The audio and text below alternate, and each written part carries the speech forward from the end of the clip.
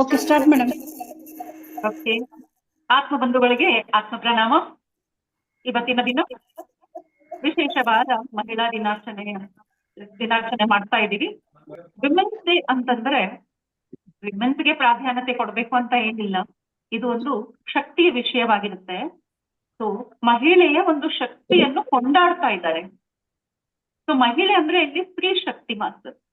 So ಅಂತ ಒಂದು ವಿಷಯದಲ್ಲಿ ಇವತ್ತು ಒಂದೆರಡು ಮಾತನ್ನ ನಾನು ಎಲ್ಲರಿಗೂ ತಿಳಿಸ್ಲಿಕ್ಕೆ ಇಷ್ಟಪಡ್ತೇನೆ. ಹಾಗೇನೆ ನನ್ಗೆ ಇಲ್ಲಿ ನನ್ನ ಅಭಿಪ್ರಾಯಗಳನ್ನ ಹಂಚಿಕೊಳ್ಳಿಕ್ಕೆ ಅವಕಾಶ ಮಾಡಿಕೊಟ್ಟಿದ್ಗೆ ಗೀತಾ ಅವರಿಗೆ ಹೃದಯಪೂರ್ವಕವಾಗಿ ಧನ್ಯವಾದಗಳು. ಮತ್ತೆ ಈ ಒಂದು ವೇದಿಕೆಗೆ ಯಾರ್ಯಾರು ಭಾಗವಹಿಸ್ತಾ ಇದ್ದೀರಾ ನಿಮ್ಮೆಲ್ಲರಿಗೆ ಸ್ವಾಗತ ಸುಸ್ವಾಗತ. ನನ್ನ ಹೆಸರು ಸರೋಜ ಮಲ್ಲಿಕಾರ್ಜುನ್ ಅಂತ. ಬ್ಯಾಂಗ್ಳೂರಲ್ಲಿ ನಾನಿರುವುದು. ಸರೋಜ ಮಲ್ಲಿಕಾರ್ಜುನ್ ಅಂತ ನೀವು ಗೂಗಲ್ ಸರ್ಚ್ ಮಾಡಿದ್ರೆ ನನ್ನ ಹಲವು ಪ್ಲಾಟ್ಫಾರ್ಮ್ ಅಲ್ಲಿ ನಾನು ಹಲವು ವಿಷಯಗಳಲ್ಲಿ ಮಾತಾಡಿದ್ದು ವಿಡಿಯೋಸ್ ನಿಮ್ಗೆ ನೋಡ್ಲಿಕ್ಕೆ ಸಿಗ್ಬೋದು. ಸೊ ಇವತ್ತಿನ ದಿನ ನನ್ನ ಒಂದು ಕಿರುಪರಿಚಯದೊಂದಿಗೆ ಸ್ಟಾರ್ಟ್ ಮಾಡ್ತೇನೆ. ನಾನು ಧ್ಯಾನಕ್ಕೆ 2022ರಲ್ಲಿ ಬಂದೆ.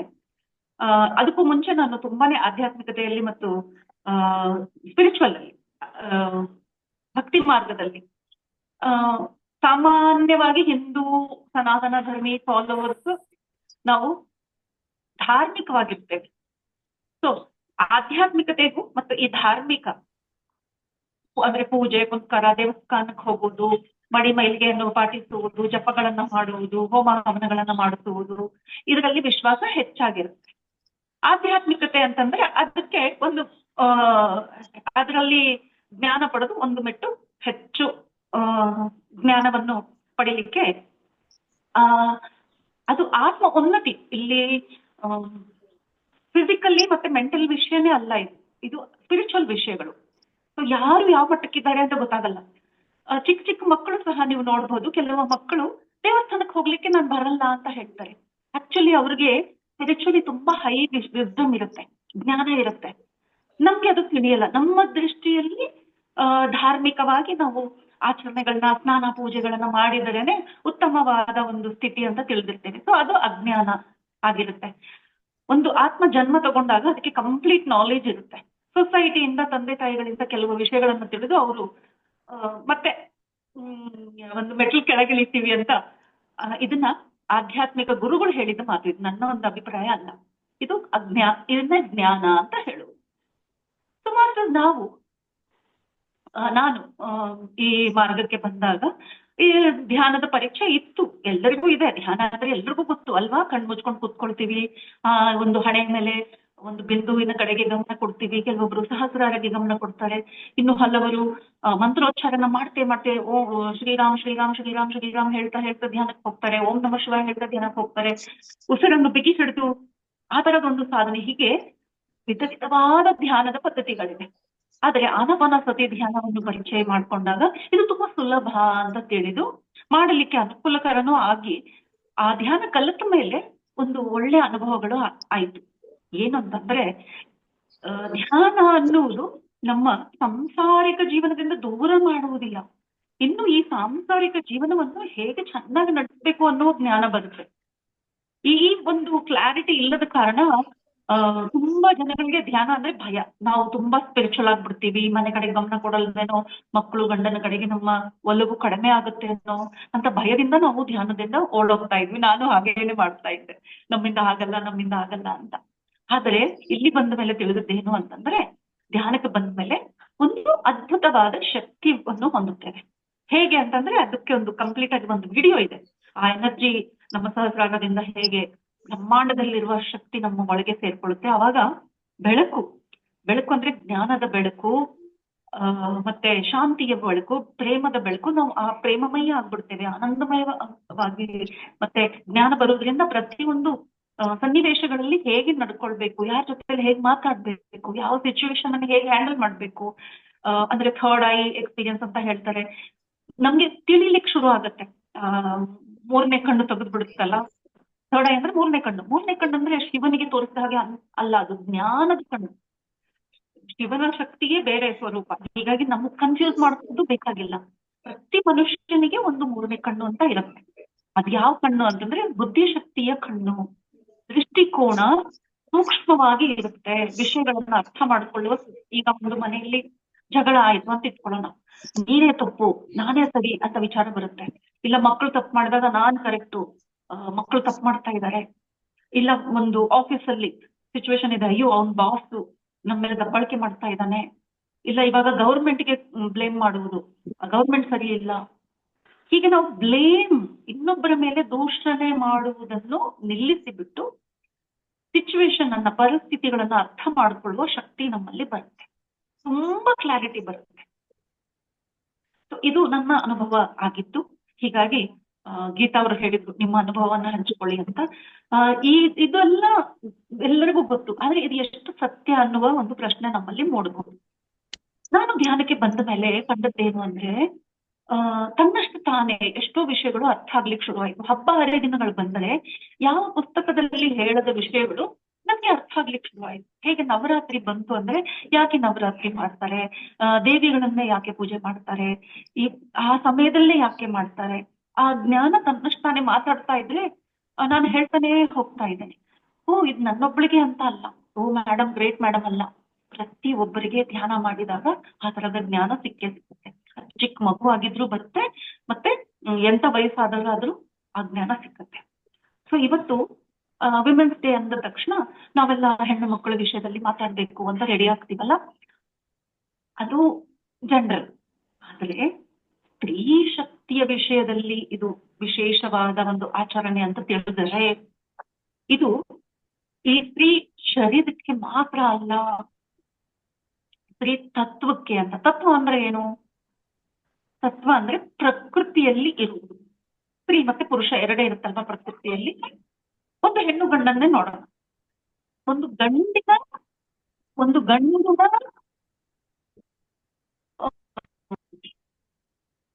ಡ್ಯೂಟಿ ಎಷ್ಟು? ಗಂಡಿನ ಡ್ಯೂಟಿ ಒಂದು ಮಗುವನ್ನ ಹೇರ್ಲಿಕ್ಕೆ. ಒಂದು ಗಂಡಿಂದ ಒಂದು ಅಣು ಸಿಕ್ಕಿದ ಮೇಲೆ ಮಿಕ್ಕೆಲ್ಲ ಕೆಲಸ ಒಂದು ಸ್ತ್ರೀ ಶರೀರದಲ್ಲಿ ನಡೆಯುತ್ತೆ. ಸೊ ಆ ಶರೀರದಲ್ಲಿ ನಡೆಯುವ ಎಲ್ಲ ವಿಷಯ ಹೆಚ್ಚಾಗಿ ಎಲ್ಲಿವರೆಗೆ ಅಂತಂದ್ರೆ, ಆ ಮಗುವನ್ನು ತಯಾರು ಮಾಡಿ ಮಗು ಹುಟ್ಟಿದ ಮೇಲೆ ಹಾಲು ಕುಡಿಸೋದ್ರಿಂದ ಹಿಡಿದು ಅದನ್ನ ಬೆಳೆಸೋದ್ರಿಂದ ಹಿಡಿದು ಪ್ರತಿಯೊಂದು ಸ್ತ್ರೀಯ ಜವಾಬ್ದಾರಿ ಹೆಚ್ಚಿನ ಪಾತ್ರ ವಹಿಸುತ್ತೆ. ಅಂದ್ರೆ ಸ್ತ್ರೀ ತತ್ವ ಹೆಚ್ಚಾಗಿರ್ಬೇಕು, ಸ್ಟ್ರಾಂಗ್ ಆಗಿರ್ಬೇಕು. ಪುರುಷ ತತ್ವ ಈಕ್ವಲಿ ಇಂಪಾರ್ಟೆಂಟ್, ಕಡಿಮೆ ಅಂತ ಅಲ್ಲ. ಒಂದು ನಿಮಿಷ ಮಾತ್ರ.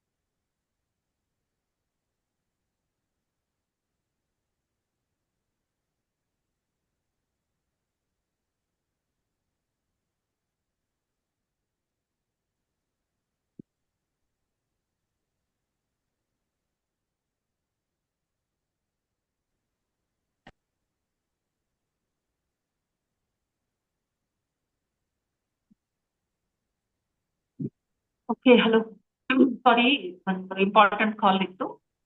ಸೊ ಮಾಸ್ಟರ್, ಸ್ತ್ರೀ ತತ್ವದ ವಿಷಯ ನಾವು ತಿಳ್ಕೊಳ್ತಾ ಇದ್ದೇವಲ್ಲ. ಸ್ತ್ರೀ ತತ್ವ ಅಂದ್ರೆ ಪ್ರೇಮ ಕೊಡ್ಬೇಕು, ಪ್ರೀತಿ ಕೊಡ್ಬೇಕು, ಅದನ್ನ ಪೋಷಣೆ ಆಗ್ಬೇಕು, ಅದನ್ನ ಪ್ರೊಟೆಕ್ಷನ್ ಮಾಡ್ಬೇಕು. ಅದು ಪುರುಷನಲ್ಲಿಯೂ ಆ ತತ್ವ ಇರುತ್ತೆ. ಸೊ ಸ್ತ್ರೀ ಪುರುಷ ಇಬ್ಬರಲ್ಲಿಯೂ ಸ್ತ್ರೀ ತತ್ವ ಅನ್ನುವುದು ಇರಬೇಕು. ಇದು ನಾವು ಇವತ್ತಿನ ಯುಗದಲ್ಲಿ ಏನಾಗ್ಬಿಟ್ಟಿದೆ ಅಂದ್ರೆ, ಕಾಂಪಿಟೇಟಿವ್ನೆಸ್, ಫೈಟಿಂಗು, ನಾನ್ ಹೆಚ್ಚು, ಸ್ತ್ರೀಯರಿಗೆ ಹೆಚ್ಚಿನ ಪ್ರಾಮುಖ್ಯತೆ ಕೊಡ್ಬೇಕು ಅನ್ನೋ ಒಂದು ವಾರ್ ತರ ಮಾಡ್ಕೊಂಡು ನಮ್ಮ ಸ್ತ್ರೀ ತತ್ವವನ್ನು ಕಡಿಮೆ ಮಾಡ್ಕೊಂಡು ಹೋಗ್ಬಿಟ್ಟಿದೆ. ಒಂದು ಗಂಡಸು ಮೃದುವಾಗಿ ನಡ್ಕೊಂಡ್ರೆ ಏನು ಹೆಣ್ಣಿನ ತರ ಆಡ್ತಾ ಇದೆಯಾ ಅಂತ ಅಂದ್ಬಿಡ್ತೀವಿ. ಆ ತತ್ವ ಅವನಲ್ಲಿ ಇರ್ಬೇಕು, ಆ ಮೃದುತ್ವ ಅವನಲ್ಲಿ ಇರ್ಬೇಕು. ಆದ್ರೆ ಹೀಗಂತಾರೆ ಸೊಸೈಟಿ ಅಂತ ಹೇಳ್ಬಿಟ್ಟು ಅವನೇನ್ ಮಾಡ್ತಾನೆ, ತನ್ನ ಮೃದು ತತ್ವವನ್ನು ಸಾಯಿಸ್ಬಿಡ್ತಾನೆ. ಅದನ್ನ ಹತಿಕಿ ಆ, ಒಂದು ಮೂಲೆಯಲ್ಲಿ ಹಾಕಿ ಅದನ್ನ ಅದುಮಿ ಅದನ್ನ ಬೀಗ ಹಾಕಿ ಒಂದು ಪಕ್ಕಕ್ಕೆ ತಳ್ಳಿಬಿಡ್ತಾನೆ. ಹಾಗಿದ್ರೆ ಸ್ತ್ರೀಯರಲ್ಲಿ ಇದೆಯಾ ಸ್ತ್ರೀ ತತ್ವ ಅಂತಂದ್ರೆ, ಇವತ್ತಿನ ಕಾಂಪಿಟೇಷನ್ ವರ್ಲ್ಡ್ಗೆ ನೋ, ನಾನು ಗಂಡಸು ತರ ಇರ್ಬೇಕು, ನಾನು ಗಂಡಸು ಅಂತ ಹೇಳ್ಕೊಳ್ಳೋದ್ರಲ್ಲಿ ಹೆಮ್ಮೆ ಇದೆಯೇ ವಿನಃ ನಾನು ಒಂದು ಸ್ತ್ರೀ ಮತ್ತೆ ನಾನು ಒಂದು ಹೆಣ್ಣು, ನಾನು ಸಾಫ್ಟ್ ಅಂತ ಹೇಳ್ಕೊಳ್ಳೋಕೆ ಹೆಣ್ಣು ಮಕ್ಕಳಿಗೂ ಇಷ್ಟ ಆಗ್ತಾ ಇಲ್ಲ. ನಾನು ಒಂದು ಗಂಡಸಿನ ತರ ಡ್ರೆಸ್ ಮಾಡ್ಕೊಳ್ಳೋದು, ಗಂಡಸಿನ ತರ ಕೂದಲನ್ನು ಕಟ್ ಮಾಡ್ಕೊಳ್ಳೋದು, ಗಂಡಸಿನ ತರ ಮಾತಾಡೋದು, ರೋಪ್ ಹಾಕಿ ಮಾತಾಡೋದು, ಜಗಳಕ್ಕೆ ಬೇಗನೆ ನಿಂತ್ಕೊಳ್ಳುವುದು, ಅದು ನನ್ನ ಬೆಳವಣಿಗೆ ಅಂತ ತಿಳ್ಕೊಳ್ತಾ ಇದ್ದೀವಿ. ಮಾಡರ್ನ್ ಬೆಳವಣಿಗೆ ಅಂದ್ರೆ ಇಲ್ಲಿ ಮಾಡರ್ನ್ ಅಂತ ತಿಳ್ಕೊಳ್ತಾ ಇದ್ದೀವಿ. ಆದರೆ ಇದರಿಂದ ಏನಾಗ್ತಾ ಇದೆ ಅಂದ್ರೆ, ನಿಜ ಇರಬಹುದು, ಅದರ ಅವಶ್ಯಕತೆ ಇರಬಹುದು, ಅದರ ಸಂದರ್ಭಕ್ಕೆ ತಕ್ಕ ಹಾಗೆ. ಹೇಗೆ ನಾವು ಹಳೆಯ ಮಹಾರಾಣಿಯರ, ಈ ರಾಣಿ ಚೆನ್ನಮ್ಮ ಆಗಿರ್ಲಿ, ಝಾನ್ಸಿ ರಾಣಿ ಲಕ್ಷ್ಮೀಬಾಯಿ ಆಗಿರ್ಲಿ, ಅವ್ರ ಕತೆ ಕೇಳಿದಾಗ ಸಮಯ ಬಂದಾಗ ಅವರು ತಮ್ಮ ಆ ತತ್ವವನ್ನು ತೋರಿಸ್ಕೊಟ್ಟಿದ್ದಾರೆ, ಯುದ್ಧಕ್ಕೆ ನಿಂತ್ಕೊಂಡಿದ್ದಾರೆ. ಬೇರೆ ಟೈಮಲ್ಲಿ ಅವ್ರು ಏನ್ ಮಾಡ್ತಾ ಇದ್ರು, ಅವ್ರು ಉದ್ದ ಜಡೆನೂ ಬಿಟ್ಟಿದ್ರು, ಒಡವೆನೂ ಹಾಕಿದ್ರು, ಸೀರೆನೂ ಕಟ್ಕೊಂಡಿದ್ರು, ತನ್ನ ಆ ತತ್ವವನ್ನು ಬಿಟ್ಕೊಟ್ಟಿಲ್ಲ. ಪ್ರೇಮಮಯಿ ಆಗಿದ್ರು, ಪ್ರೀತಿ ಕೊಡ್ತಾ ಇದ್ರು, ಕೈಯಿಂದ ಊಟ ಮಾಡಿಸ್ತಾ ಇದ್ರು. ಆ ತತ್ವವನ್ನು ಬಿಟ್ಕೊಡ್ಬಾರ್ದು. ನಮ್ಮ ಆ ತತ್ವವನ್ನು ಜೀವಂತ ಉಳಿಸ್ಲಿಕ್ಕಾಗಿಯೇ ಈ ನವರಾತ್ರಿಗಳಾಗಲಿ, ವಿಮೆನ್ಸ್ ಡೇ ಆಗಲಿ ಸೆಲೆಬ್ರೇಷನ್ ಮಾಡ್ತಾರೆ. ವಿಮೆನ್ಸ್ ಡೇ ಅಂತ ಹೇಳಿದ ತಕ್ಷಣ ಒಂದು ಹೆಣ್ಣಿಗೆ ಒಂದು 10 ಕೈಯನ್ನು ತೋರಿಸ್ಬಿಟ್ಟು ನೋಡಿ ಅವಳು ಎಷ್ಟು ಮ್ಯಾನೇಜ್ ಮಾಡ್ತಾ ಇದ್ದಾಳೆ ಅಂತ ಹೇಳಿದಾಗ ಅವಳ ಆ ಗುಣಗಳ ಬಗ್ಗೆ ನಾವು ಮಾತಾಡ್ತಾ ಇದ್ದೀವಿ. ಹಾಗಂತ ನೀವು ಒಬ್ಬರೇ ಎಲ್ಲವನ್ನು ಮಾಡ್ಲಿಕ್ಕೆ ಪ್ರಯತ್ನ ಮಾಡಬಾರ್ದು. ನಮ್ಮೆಲ್ಲರಲ್ಲಿ ಆ ಗುಣಗಳಿದೆ, ಅವಶ್ಯಕತೆ ಇದ್ದಾಗ ಅದನ್ನ ಮಾಡ್ಬೇಕು. ಮಲ್ಟಿ ಟಾಸ್ಕಿಂಗ್ ಅದನ್ನ ನಾವು ಸ್ವೀಕಾರ ಮಾಡಿದ ಕಾರಣ ಇವತ್ತು ನಮ್ಮಲ್ಲಿ ಆ ಶಕ್ತಿ ಕಡಿಮೆ ಆಗ್ಬಿಟ್ಟಿದೆ. ಮಲ್ಟಿ ಟಾಸ್ಕಿಂಗ್ ಸರಿಯಲ್ಲ ಅಂತ ತಿಳ್ಕೊಳ್ಳುವ ಒಂದು ಸ್ಟೇಜಿಗೆ ಇವತ್ತು ನಾನು ಬಂದಿದ್ದೇನೆ. ನಾನು ಮಲ್ಟಿ ಟಾಸ್ಕಿಂಗ್ ತುಂಬಾ ಮಾಡ್ತಾ ಇದ್ದೆ, ಒಂದೇ ಸಮಯಕ್ಕೆ 4-5 ಕೆಲಸ ಮಾಡೋದ್ರಲ್ಲಿ ಹೆಮ್ಮೆ ಪಟ್ಕೊಳ್ತಾ ಇದ್ದೆ. ಆದ್ರೆ ಇವತ್ತು ಧ್ಯಾನ ಮಾಡಿದ ಮೇಲೆ ತಿಳಿದದ್ದೇನು ಅಂತಂದ್ರೆ, no, being in the present. ಧ್ಯಾನ ಅಂದ್ರೆ ಏನು? Being in the present. Present ಅಂದ್ರೆ ಇವಾಗ ಏನ್ ಮಾಡ್ತಾ ಇದ್ದೀನಿ ಅದ್ರ ಮೇಲೆ ಗಮನ. ಊಟ ಮಾಡುವಾಗ ಊಟದ ಕಡೆಗೆ ಗಮನ, ಅಡಿಗೆ ಮಾಡುವಾಗ ಅಡಿಗೆ ಕಡೆಗೆ ಗಮನ, ಆಫೀಸ್ ವರ್ಕ್ ಮಾಡುವಾಗ ಆಫೀಸ್ ವರ್ಕ್ ಅಲ್ಲಿ ಗಮನ. ಆದ್ರೆ ಇವತ್ತಿನ ಒಂದು ಮಲ್ಟಿ ಟಾಸ್ಕಿಂಗ್ ಹೇಗಿದೆ ಅಂತಂದ್ರೆ, ನಾನು ಅಡಿಗೆ ಮಾಡುವಾಗ್ಲೇ ಫೋನಲ್ಲಿಯೇ ಇನ್ನೊಂದು 10 ಕೆಲಸಗಳು ಸೂಚನೆ ಕೊಟ್ಟು ಮಾಡ್ತಾ ಇದ್ದೇನೆ.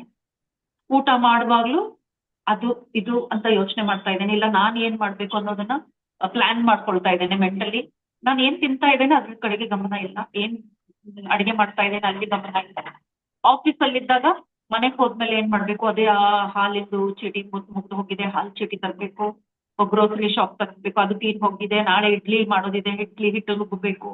ಈ ತರದ್ದು ಆಫೀಸ್ ಅಲ್ಲಿದ್ದಾಗ ಯೋಚನೆಗಳು ಬರೋದು. ಮನೆಗೆ ಹೋದ್ಮೇಲೆ ಫೀಸ್ ಕಟ್ಟಬೇಕು, ನೆನ್ಪಿಟ್ಕೊಳ್ಬೇಕು, ಹಸ್ಬೆಂಡ್ ಅದನ್ನು ನೆನಪಿಸ್ಬೇಕು, ಇನ್ಶೂರೆನ್ಸ್ ಇನ್ಸ್ಟಾಲ್ಮೆಂಟ್ ಕಟ್ಲಿಕ್ಕಿದೆ, ಬಾಡಿಗೆ ಕಟ್ಲಿಕ್ಕಿದೆ, ಇನ್ಶೂರೆನ್ಸ್ ಕಟ್ಲಿಕ್ಕಿದೆ. ಈ ಪ್ಲಾನಿಂಗ್ ಆಫೀಸಲ್ಲಿ ಕೂತ್ಕೊಂಡು ಮಾಡ್ತಾ ಇದ್ದೀನಿ. ಇದು ಮಲ್ಟಿ ಟಾಸ್ಕಿಂಗ್ ಅಂತ ತುಂಬಾ ಹೆಮ್ಮೆ ಪಟ್ಕೊಳ್ತಾ ಇದ್ದೀರಾ? ಹಾಗಿದ್ರೆ ಚೆಕ್ ಮಾಡ್ಕೊಳ್ಳಿ, ಇದು ನಮಗೆ ಏನನ್ನ ಕೊಡ್ತಾ ಇದೆ? ಏನನ್ನ ಕೊಡ್ತಾ ಇದೆ ಅಂದ್ರೆ ನಮ್ಗೆ ಸ್ಟ್ರೆಸ್ ಅನ್ನು ಕೊಡ್ತಾ ಇದೆ. ಸ್ಟ್ರೆಸ್ ಇಂದ ಏನಾಗುತ್ತೆ? ರೋಗಗಳು ಬರುತ್ತೆ. ಇವತ್ತು ಒಂದು ಚಿಕ್ಕ ವಯಸ್ಸಿನಲ್ಲಿ ಹಲವು ರೋಗಗಳು ಬರ್ಲಿಕ್ಕೆ ಕಾರಣ ಏನು ಅಂದ್ರೆ ಈ multi tasking. Multi tasking is not healthy. So ಹೆಣ್ಮಕ್ಳು ವಿಶೇಷವಾಗಿ ಈ ಮಾತನ್ನು ತಿಳ್ಕೊಳ್ಬೇಕು, ಬಿಕಾಸ್ ಮಲ್ಟಿ ಟಾಸ್ಕಿಂಗ್ ಹೆಚ್ಚಾಗಿ ಸ್ತ್ರೀಯರೇ ಮಾಡ್ತಾ ಇದ್ದೇವೆ. ಮಾಸ್ಟರ್ಸ್, ನನ್ನ ಜೀವನದಲ್ಲಿ ಧ್ಯಾನವನ್ನು ಕಲಿತಾದ ಮೇಲೆ ಆರೋಗ್ಯದ ವಿಷಯದಿಂದ ಹಿಡಿದು ನಾನು ಕೆಲವು ಸಿಚುವೇಶನ್ಸ್ ಅನ್ನ ಹ್ಯಾಂಡಲ್ ಮಾಡುವ ವಿಷಯದಲ್ಲಿ ಮತ್ತೆ ವಿಷಯಗಳನ್ನ ಅರ್ಥ ಮಾಡ್ಕೊಳ್ಳುವ ಒಂದು ವಿಷಯದಲ್ಲಿ ನಾನು ನನ್ನ ಬೆಳವಣಿಗೆಯನ್ನು ನೋಡ್ತಾ ಇದ್ದೀನಿ.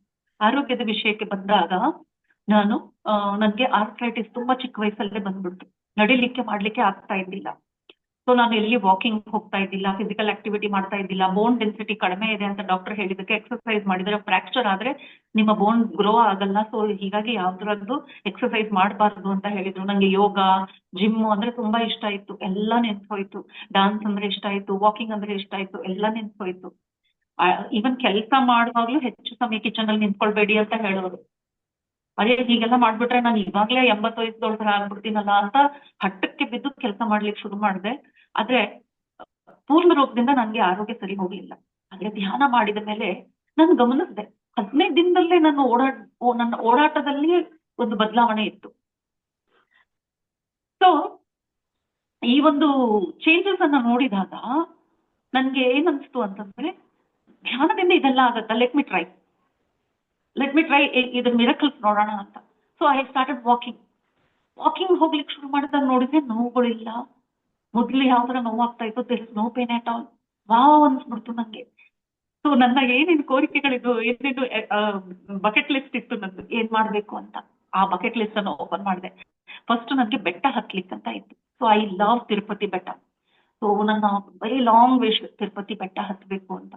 ಸೊ ತಿರುಪತಿ ಮೌಂಟೇನ್ ಕ್ಲೈಂಬ್ ಮಾಡ್ಲಿಕ್ಕೆ 3500 ಸ್ಟೆಪ್ಸ್ ಇದೆ ಮಾತ್ರ. ಸೊ ನಮ್ಮ ಫ್ಯಾಮಿಲಿನಲ್ಲಿ ಯಾರು ಒಪ್ಕೊಳ್ತಾ ಇದ್ದಿಲ್ಲ ಬರ್ಲಿಕ್ಕೆ, ಅಷ್ಟು ಹತ್ಲಿಕ್ಕೆ. So I went alone. I said I want to go alone. ಹೋಗಿ ಹತ್ತಿ ಬಂದದ್ದು ಆ ಎಂಜಾಯ್ಮೆಂಟ್ ಅಲ್ಲಿ ಪೇನ್ ಅಂತೂ ಗೊತ್ತಾಗ್ಲೇ ಇಲ್ಲ. And even I didn't get tired ಆಗ್ಲಿಲ್ಲ. ಬಂದು 3 ದಿನ ಆಯ್ತು, ಅವಾಗ ಗಮನಿಸ್ತಾ ಇದ್ದೀನಿ, ಅರೆ ಜಸ್ಟ್ ಲೈಕ್ ದಟ್ ತಿರುಪತಿಗೆ ಹೋದ್ರೆ ಇವನ್ ಪ್ಯಾಕೇಜ್ ಟೂರ್ ಹೋದ್ರು ಆ travelling use to tired, but ನಾವ್ ಐ ಆಮ್ ನಾಟ್ ಟಯರ್ಡ್. ಅರೆ ಇದೆಂತದ್ದು ಇದು, ಧ್ಯಾನದಿಂದ ಅಂತ ಶಕ್ತಿನ, ಟಯರ್ಡು ಆಗಲ್ವಾ? So I went next month again and again and again. ಅಲ್ಲ 5 months ಕಂಟಿನ್ಯೂಸ್ಲಿ ಆ ಬೆಟ್ಟ ಹತ್ತಿದ್ದೀನಿ. ಅದೊಂದೇ ಅಲ್ಲ, ಇನ್ನೊಂದು ಟೂ ವೇವ್ಸ್ ಇದೆ ತಿರುಪತಿ ಬೆಟ್ಟಕ್ಕೆ. So the second part is very difficult ಅಂತ ಹೇಳೋದು. ಭಯ ಪಟ್ಕೊಂಡೇ ಹೋದೆ, ಏನಾಗುತ್ತೆ ನೋಡೋಣ ಅಂತ. ಏನು ಅನ್ಸ್ಲಿಲ್ಲ. I enjoyed both the trip. Then again I thought ಇನ್ನು ಏನ್ ಮಾಡ್ಬೋದು, next spot. So I wanted to go for horse riding. So I went to Ooty and then ಅಲ್ಲಿ ಹಾರ್ಸ್ ರೈಡ್ ಮಾಡಿದೆ. ದೆನ್ ತಿರುವಣ್ಣಾಮಲೈ ಅಂತ ಇದೆ, ಅದಕ್ಕೆ ಬೆಟ್ಟ 14 ಕಿಲೋಮೀಟರ್ 14 ಕಿಲೋಮೀಟರ್ಸ್ ಪ್ರದಕ್ಷಿಣೆ ಹಾಕ್ಬೇಕು ಆ ಬೆಟ್ಟ. ಅದಕ್ಕೂ ಹೋದೆ without chappals, you have to walk. ನನಗೆ ವಿತೌಟ್ ಸ್ಲಿಪ್ಪರ್, ನನ್ನ ಮನೆಯಲ್ಲೂ slipper. So without slipper I was able to walk on the road. Physically fit ಆದೆ, ಮೆಂಟಲಿ ಫಿಟ್ ಆದೆ.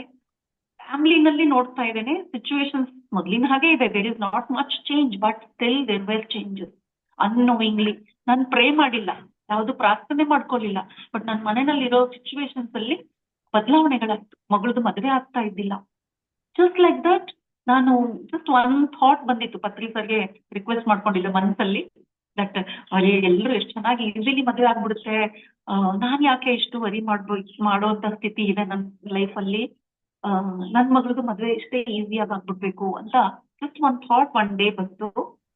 ವಿದಿನ್ 15-20 days ಒಂದು ಪ್ರಪೋಸಲ್ ಬಂತು ಅಂಡ್ ಅನದರ್ 2-3 months ಮದುವೆ ಆಗೋಗ್ಬಿಡ್ತು ಸಿಂಪಲ್ ಆಗಿ. ಸೊ ಲೈಕ್ ದ್ಯಾಟ್ ಮೆಡಿಟೇಷನ್ ಮಾಡೋದ್ರಿಂದ ನಾವು ಪ್ರೇ ಮಾಡ್ಬೇಕಾಗಿಲ್ಲ, ನಾವು ವಿಶ್ ಮಾಡ್ಬೇಕಾಗಿಲ್ಲ. Things will get settled.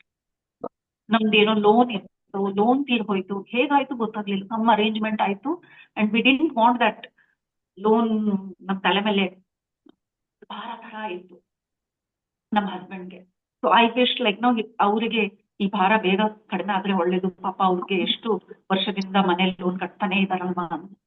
So last ಒಂದು 10 EMI ಇತ್ತು, ಸಮ್ ಎಲ್ಲಿಂದನೋ ಸಿಕ್ತು and as within a month thought ಬಂದ, within a month it is done. So ಇನ್ನು ನಾನು ಲೆಕ್ಕ ಹೇಳಲಿಕ್ಕೆ ಶುರು ಮಾಡ್ಬಿಟ್ರೆ ಎಷ್ಟೋ ಮಿರಕಲ್ಸ್ ಇದೆ. ಸೊ ಈ ಮಿರಕಲ್ಸ್ ತಿಳಿಬೇಕು ಅಂದ್ರೆ ಏನ್ ಮಾಡ್ಬೇಕು ಅಂತ ಹೇಳಿದ್ರೆ ವಿಷಯಕ್ಕೆ ಬರೋಣ. Okay, because subject is very deep. Only subject ಅಲ್ಲಿ ನಾವು ತಿಳ್ಕೊಳ್ಳೋದ್ರಲ್ಲಿ ಅರ್ಥ ಇಲ್ಲ. ಪ್ರಾಕ್ಟಿಕಲ್ ಏನ್ ಮಾಡೋಣ ಮಾಡ್ತಾರೆ, ಇದು ಹೀಗಿದೆ ಅಂತ ತಿಳಿದ್ಮೇಲೆ ಲೆಟ್ ಅಸ್ ಕಮ್ ಟುಗೆದರ್. ನಾವು ಈ ತರದ ಸೆಷನ್ಸ್ ಮಾಡೋಣ. ಯಾರಾದ್ರೂ ಸೆಷನ್ಸ್ ಮಾಡ್ತಾ ಇದ್ದಾರೆ ಅಂದ್ರೆ ನಾವು ಸಪೋರ್ಟಿಂಗ್ ಆಗಿ ಜಾಯಿನ್ ಆಗೋಣ, ಆ ಗ್ರೂಪ್ ಅಲ್ಲಿ ಜಾಯಿನ್ ಆಗೋಣ. ನಮ್ಮಿಂದ ಏನ್ ಸಾಧ್ಯನೋ ಅದನ್ನ ಸಪೋರ್ಟ್ ಮಾಡೋಣ. ಈಗ ಸ್ಪೆಷಲಿ ನೋಡಿ ರೆಕಾರ್ಡಿಂಗ್ ಇರುತ್ತೆ, ಇದನ್ನ ಒಂದು ಇನ್ವೈಟ್ ಕಳಿಸ್ಬೇಕು, ಎಷ್ಟೋ ಜನ ಇನ್ವೈಟ್ ಮಾಡ್ಬೇಕು, ಮಾಸ್ಟರ್ಸ್ ನ ಇನ್ವೈಟ್ ಮಾಡ್ಬೇಕು. ಒಬ್ರು ಪ್ಲಾನಿಂಗ್ ಮಾಡ್ತಾರೆ, ಒಬ್ರು ಕಾಲ್ಸ್ ನೋಡ್ಕೊಳ್ಳೋಣ. ಇಲ್ಲಿ ಒಬ್ರು ಮನೆಯಲ್ಲಿ ವೈಫೈ ಕನೆಕ್ಷನ್ ಕಟ್ ಆಯ್ತು ಅಂತ ಇಟ್ಕೊಳ್ಳೋಣ, ಪಕ್ಕದಲ್ಲಿ ಇನ್ನೊಬ್ರು ಕೋ ಹೋಸ್ಟ್ ಇದ್ರೆ ಅದನ್ನ ಬ್ಯಾಲೆನ್ಸ್ ಮಾಡ್ಲಿಕ್ಕೆ ಒಬ್ರು ಇರ್ಬೇಕು. ಸೊ ಯಾರು ಇರ್ಬೇಕು, ನಮ್ ಥರಾನೇ ಒಂದೇ ತರ ಥಾಟ್ ಇದ್ದವರೇ ನಾವು ಒಂದು ಟೀಮ್ ಆಗಿ ವರ್ಕ್ ಮಾಡ್ಬೋದು. So let us support each other. ಈ ವಿಡಿಯೋವನ್ನ ನೋಡಿದವರು ಶೇರ್ ಮಾಡ್ತಾ ಹೋಗ್ಬೇಕು ಆದಷ್ಟು ಜನಗಳಿಗೆ. ನೋಡಿ, ಯಾವ್ದಕ್ಕೂ ನೀವು ದುಡ್ಡು ಕಟ್ಟಬೇಕಾಗಿಲ್ಲ, ಇಲ್ಲಿ ಯಾವ್ದಕ್ಕೂ ನಾವು ಚಾರ್ಜ್ ಮಾಡ್ತಾ ಇಲ್ಲ. So everything is free, only service oriented. So participate ಮಾಡಿ, ಕ್ಯಾಮ್ರಾ ಆನ್ ಮಾಡಿ, ಕ್ವಶನ್ಸ್ ಕೇಳಿ.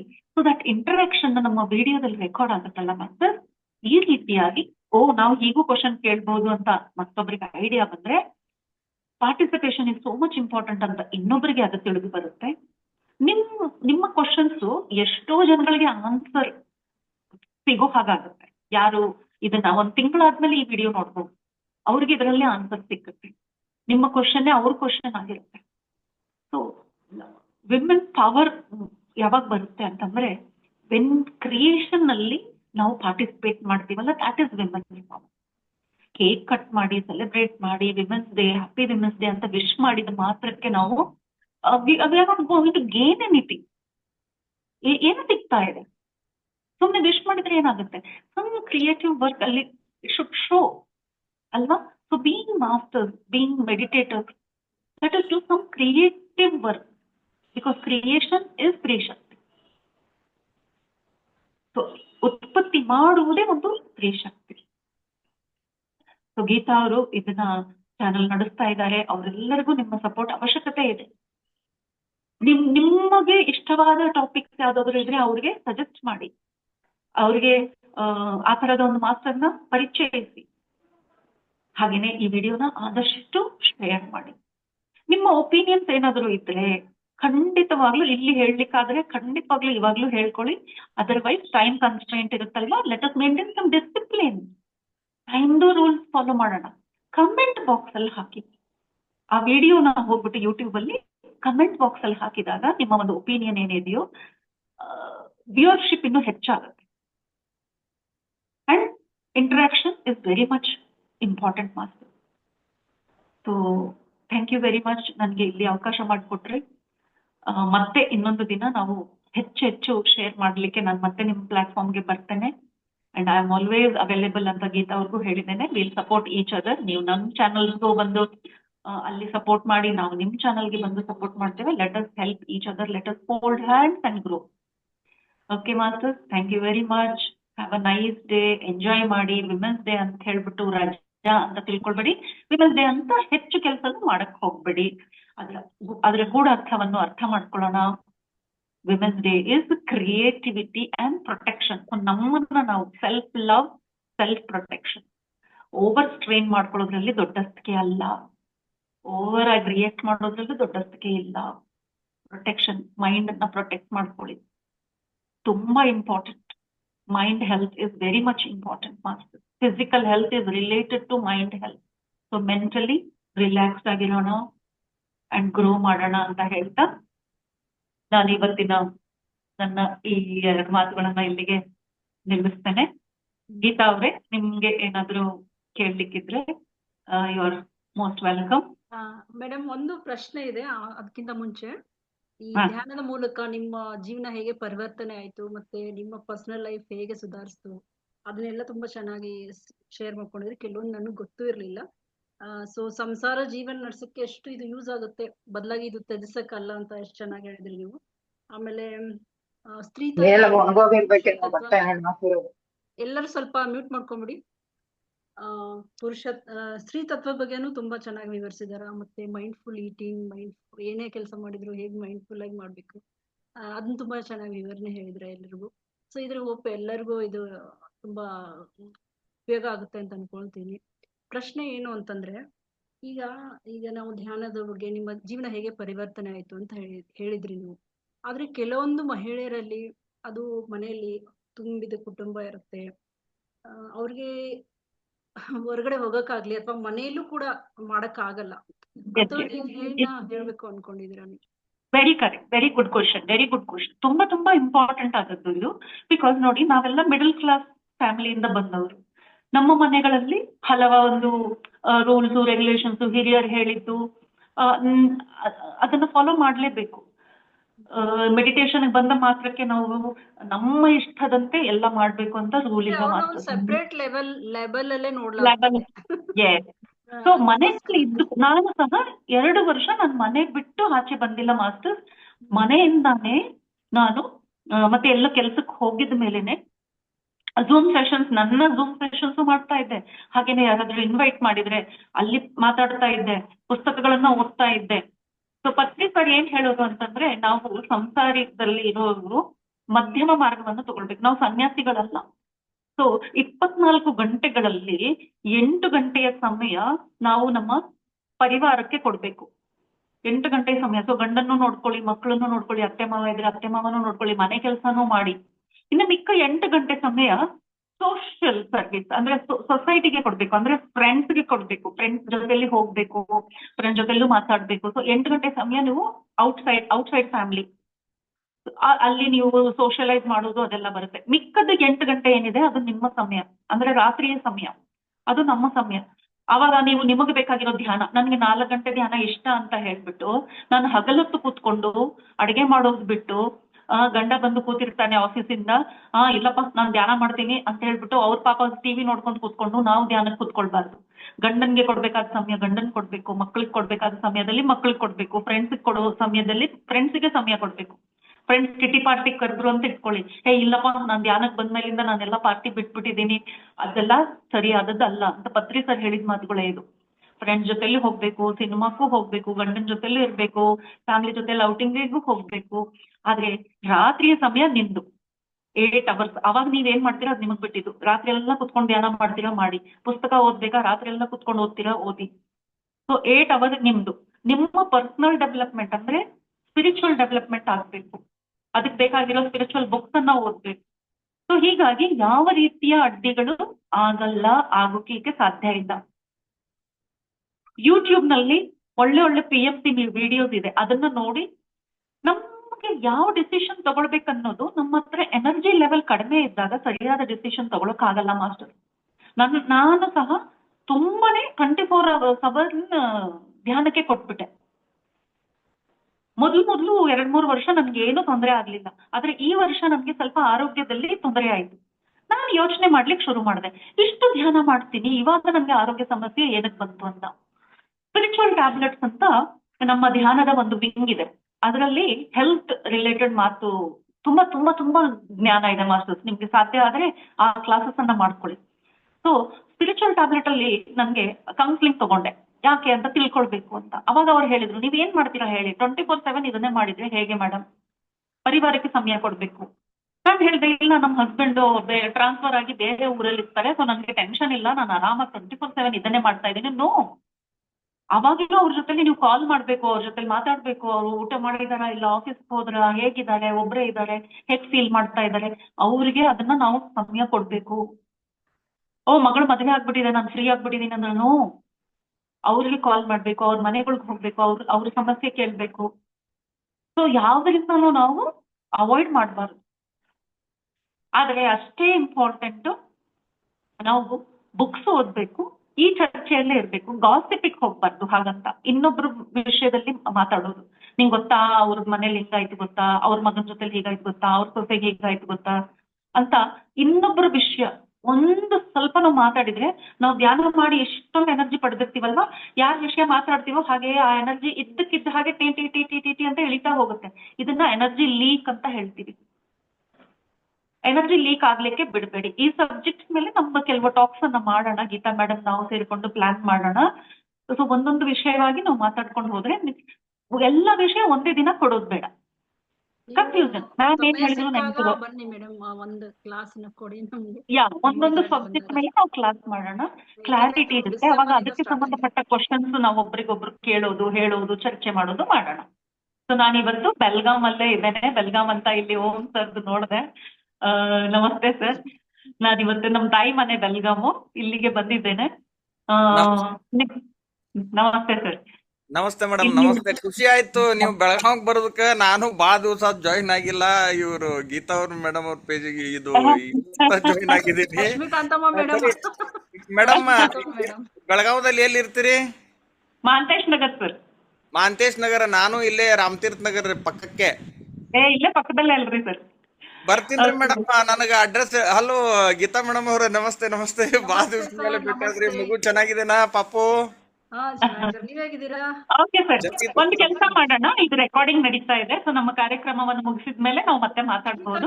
ನಾನು ಇವತ್ತು ನಾನು ಮ್ಯಾರಿಯಟ್ ಹೋಟೆಲ್ ಇದೆ ಅಲ್ವಾ, ಅಲ್ಲಿ ನಮ್ಮ ಒಂದು ಪ್ರೋಗ್ರಾಮ್ ನಡೀತಾ ಇದೆ, ಅಲ್ಲಿ ಹೋಗ್ಬೇಕಾಗಿತ್ತು. ಹೀಗಾಗಿ ಗೀತಾ ಅವ್ರಿಗೆ ಹೇಳಿದೆ ನನಗೆ ಸ್ವಲ್ಪ ಬೇಗನೆ ಬಿಡಿ ಅಂತ.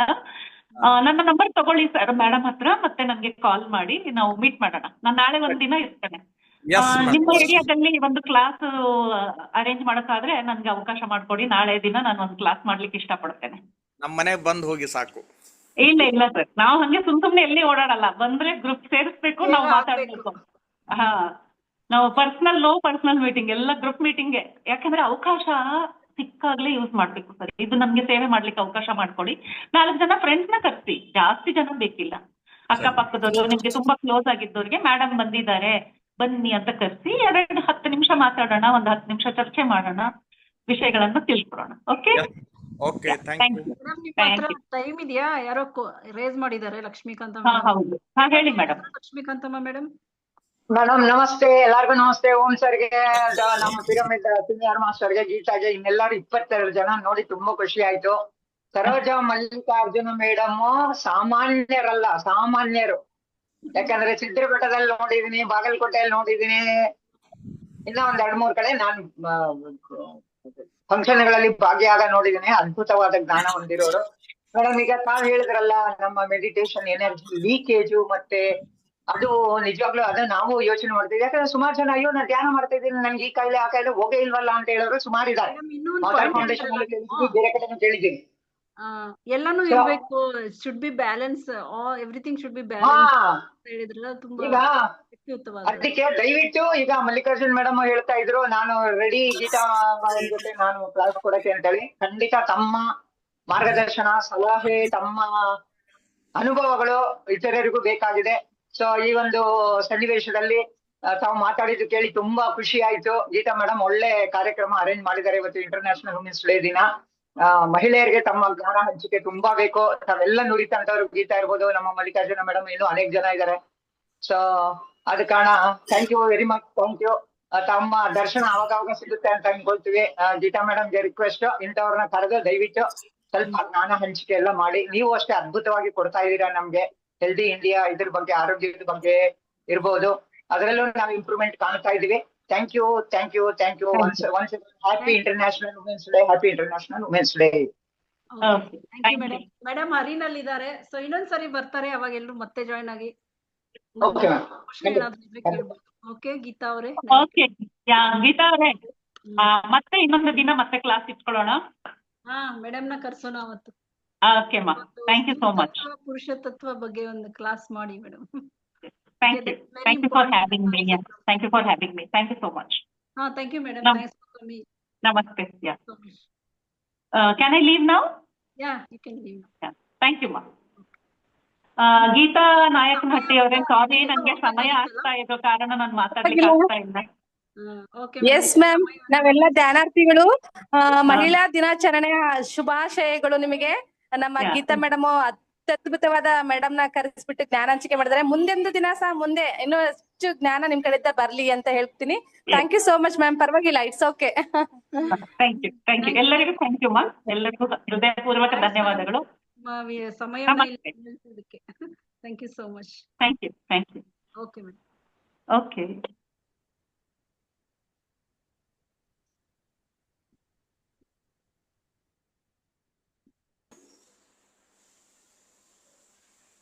ಎಲ್ಲ ಅಕ್ಕನ ಬಳಗಕ್ಕೆ ಮಹಿಳಾ ದಿನಾಚರಣೆಯ ಶುಭಾಶಯಗಳು. Thank you sir, thank you. So ಇನ್ನು ಕಾರ್ಯಕ್ರಮ ಇದೆ ನಮ್ದು. ಮೇಡಮ್ ಇದಾರೆಲ್ಲ, ಅವ್ರದ್ದೊಂದು ಎಲ್ಲೋ ಅವ್ರ ಮಗಳದೊಂದು ಪ್ರೋಗ್ರಾಮ್ ನಡೀತಾ ಇದೆ, ಅಲ್ಲಿ ಹೋಗ್ಬೇಕಂತ ಅಂದ್ರು ಅವರು.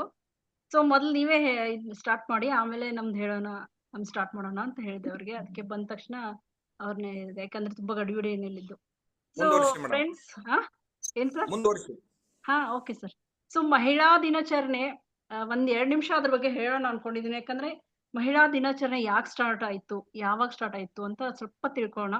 ಇದು 20ನೇ ಶತಮಾನದ ಒಂದು ಆರಂಭದಲ್ಲಿ ಒಂದು ಪ್ರಪಂಚದಾದ್ಯಂತ ಮಹಿಳೆಯರು ಉತ್ತಮ ಕೆಲಸದ ಪರಿಸ್ಥಿತಿಗಳು, ಮತ್ತೆ ಮತದಾನದ ಹಕ್ಕುಗಳು, ಮತ್ತೆ ಸಮಾನತೆಯ ಬಗ್ಗೆ ಒತ್ತಾಯಿಸುತ್ತಿದ್ದ ಸಮಯದಲ್ಲಿ ಇದು ಪ್ರಾರಂಭ ಆಯ್ತು ಫ್ರೆಂಡ್ಸ್. 1908ರಲ್ಲಿ ನ್ಯೂಯಾರ್ಕ್ನಲ್ಲಿ ಒಬ್ಬ ಮಹಿಳಾ ಪ್ರತಿಭಟನೆ ನ್ಯೂಯಾರ್ಕ್ ನಗರದಲ್ಲಿ ಆಯ್ತು. 15,000 ಜನ ಅದರಲ್ಲಿ ಸೇರ್ಕೊಂಡಿದ್ರು. ಮತ್ತೆ ಅವ್ರದ್ದೇನು ಒತ್ತಾಯ ಇತ್ತಂದ್ರೆ, ಕಡಿಮೆ ಕೆಲಸದ ಸಮಯ, ಉತ್ತಮ ವೇತನ, ಮತದಾನದ ಹಕ್ಕುಗಳು, ಸುಧಾರಿತ ಕೆಲಸದ ಪರಿಸ್ಥಿತಿಗಳು. ಈ ಪ್ರತಿಭಟನೆ ಮಹಿಳಾ ದಿನಾಚರಣೆಗೆ ಕಾರಣ ಆಯ್ತು. ಅದು ಮೇನ್ ಫಸ್ಟ್ ಆಗಿರೋದದು. ಆಮೇಲೆ 1909ರಲ್ಲಿ ಮೊದಲ ರಾಷ್ಟ್ರೀಯ ಮಹಿಳಾ ದಿನ ಶುರು ಆಯ್ತು. ಫೆಬ್ರವರಿ 28ನೇ ತಾರೀಕು 1909ರಲ್ಲಿ. ಸೊ ಯುನೈಟೆಡ್ ಸ್ಟೇಟ್ ನಲ್ಲಿ ಇದು ಆಚರಿಸಲಾಯಿತು. ಆಮೇಲೆ 1910ರಲ್ಲಿ ಅಂತಾರಾಷ್ಟ್ರೀಯ ಮಹಿಳಾ ದಿನದ ಕಲ್ಪನೆ ಕೋಪನ್ ಹೇಗ್ನಲ್ಲಿ ಅಂದ್ರೆ ಅದೊಂದು ಪ್ಲೇಸ್ ಅಲ್ಲಿ ನಡೀತು. ಅದ ಅಂತಾರಾಷ್ಟ್ರೀಯ ಸಮಾಜವಾದಿ ಮಹಿಳಾ ಸಮ್ಮೇಳನದಲ್ಲಿ ಇದು ಒಬ್ಬ ಕಾರ್ಯಕರ್ತೆ ಇದ್ರು, ಕ್ಲಾರಾ ಜೆಟ್ಲಿನ್ ಅಂತ. ಅವರು ತಮ್ಮ ಸಮಾನ ಹಕ್ಕುಗಳಾಗಿ ಹೋರಾಡಕ್ಕೆ ಒಂದು ಜಾಗತಿಕ ದಿನವನ್ನ ರಚಿಸಕ್ಕೆ ಇದು ಅವರಿಗೆ ಅವರು ಪ್ರಸ್ತಾಪಿಸಿದ್ರು, ಅಂದ್ರೆ ಒತ್ತಾಯ ಮಾಡಿದ್ರು. ಅವರು 17 ದೇಶಗಳ ಮಹಿಳೆಯರು ಆ ಕಲ್ಪನೆಯನ್ನ ಬೆಂಬಲಿಸಕ್ಕೆ ಶುರು ಮಾಡಿದ್ರಂತೆ ಆ ಕಾಲದಲ್ಲಿ. ಸೊ 1911ರಲ್ಲಿ ಮೊದಲ ಅಂತಾರಾಷ್ಟ್ರೀಯ ಆಚರಣೆ, ಮೊದಲ ಅಂತಾರಾಷ್ಟ್ರೀಯ ಮಹಿಳಾ ದಿನವನ್ನ 1911ರಲ್ಲಿ ಸ್ಟಾರ್ಟ್ ಮಾಡಲಾಯಿತು. ಸೊ ಇದನ್ನ ಆಸ್ಟ್ರಿಯಾ, ಡೆನ್ಮಾರ್ಕ್, ಜರ್ಮನಿ, ಸ್ವಿಟ್ಜರ್ಲೆಂಡ್ 1 ಮಿಲಿಯನ್ಗಿಂತ ಹೆಚ್ಚು ಜನರು ಅದರಲ್ಲಿ ಭಾಗವಹಿಸಿದ್ರಂತೆ. ಸೊ 1917 ಮಾರ್ಚ್ 8ರಲ್ಲಿ ಇದು ಅಧಿಕೃತ ದಿನಾಂಕ ಆಯ್ತು. ಮೊದಲ ಮಹಾಯುದ್ಧದ ಸಮಯದಲ್ಲಿ ಇದು ರಷ್ಯಾದಲ್ಲಿ ಮಹಿಳೆಯರು ಬ್ರೆಡ್ ಮತ್ತು ಶಾಂತಿಗೆ, ಅಂದ್ರೆ ತಮ್ಮ ಇದಕ್ಕೆ ಊಟಕ್ಕೆ ಬ್ರೆಡ್ ಮತ್ತು ಶಾಂತಿಗಾಗಿ ಇದನ್ನ ಪ್ರತಿಭಟಿಸಿದ್ರು ಅಂತ. ಈ ಪ್ರತಿಭಟನೆ ಅಂತಿಮವಾಗಿ ಮಾರ್ಚ್ 8ಕ್ಕೆ ವಿಶ್ವದಾದ್ಯಂತ ಮಹಿಳಾ ದಿನ ಅಂತ ಇದನ್ನ ಸ್ಥಾಪಿಸಕ್ಕೆ ಅದು ಸಹಾಯ ಮಾಡಿತು. ಆಮೇಲೆ 1975ರಲ್ಲಿ ವಿಶ್ವಸಂಸ್ಥೆಯ ಮಾನ್ಯತೆ ಇದಕ್ಕೆ ಕೊಟ್ಟಿತು. ವಿಶ್ವಸಂಸ್ಥೆಯು 1975ರಲ್ಲಿ ಮಾರ್ಚ್ 8ರಂದು ಅಂತಾರಾಷ್ಟ್ರೀಯ ಮಹಿಳಾ ದಿನವನ್ನು ಅಧಿಕೃತವಾಗಿ ಇದನ್ನ ಆಚರಿಸಕ್ಕೆ ಶುರು ಆಯ್ತು. ಸೊ ಅಂತಾರಾಷ್ಟ್ರೀಯ ಮಹಿಳಾ ವರ್ಷದ ಇದನ್ನ ಅಲ್ಲಿಂದನೇ ಇದು ಶುರು ಆಯ್ತು. ಸೊ ಮಹಿಳಾ ದಿನವನ್ನ ಏಕೆ ಆಚರಿಸಲಾಗ್ತದೆ ಅಂತಂದ್ರೆ, ಮಹಿಳಾ ದಿನವನ್ನು ಮಹಿಳೆಯ ಸಾಧನೆಯನ್ನ ಗುರುತಿಸಿ ಲಿಂಗ ಸಮಾನತೆಯನ್ನ ಉತ್ತೇಜಿಸಕ್ಕೆ, ಮಹಿಳಾ ಹಕ್ಕುಗಳನ್ನ ಬೆಂಬಲಿಸಕ್ಕೆ ಮತ್ತು ಅವರ ಸಬಲೀಕರಣಕ್ಕೆ ಮತ್ತೆ ನಾಯಕತ್ವವನ್ನು ಪ್ರೋತ್ಸಾಹಕ್ಕೆ ಇದನ್ನ ಶುರು ಮಾಡಲಾಯಿತು. ಸೊ ಇದು ಮಹಿಳಾ ದಿನಾಚರಣೆಯ ಬಗ್ಗೆ ಫ್ರೆಂಡ್ಸ್. ಇನ್ನ ನನ್ನ ಬಗ್ಗೆ ಒಂದೆರಡು ಮಾತುಗಳನ್ನ ಹೇಳ್ತೇನೆ. ನಾನು ಅಲ್ಲಿ ಕರ್ನಾಟಕ ಮಿಷನ್ ಹೇಗೆ ಸ್ಟಾರ್ಟ್ ಮಾಡಿದೆ ಅಂತ ಒಂದು ನಿಮಿಷ.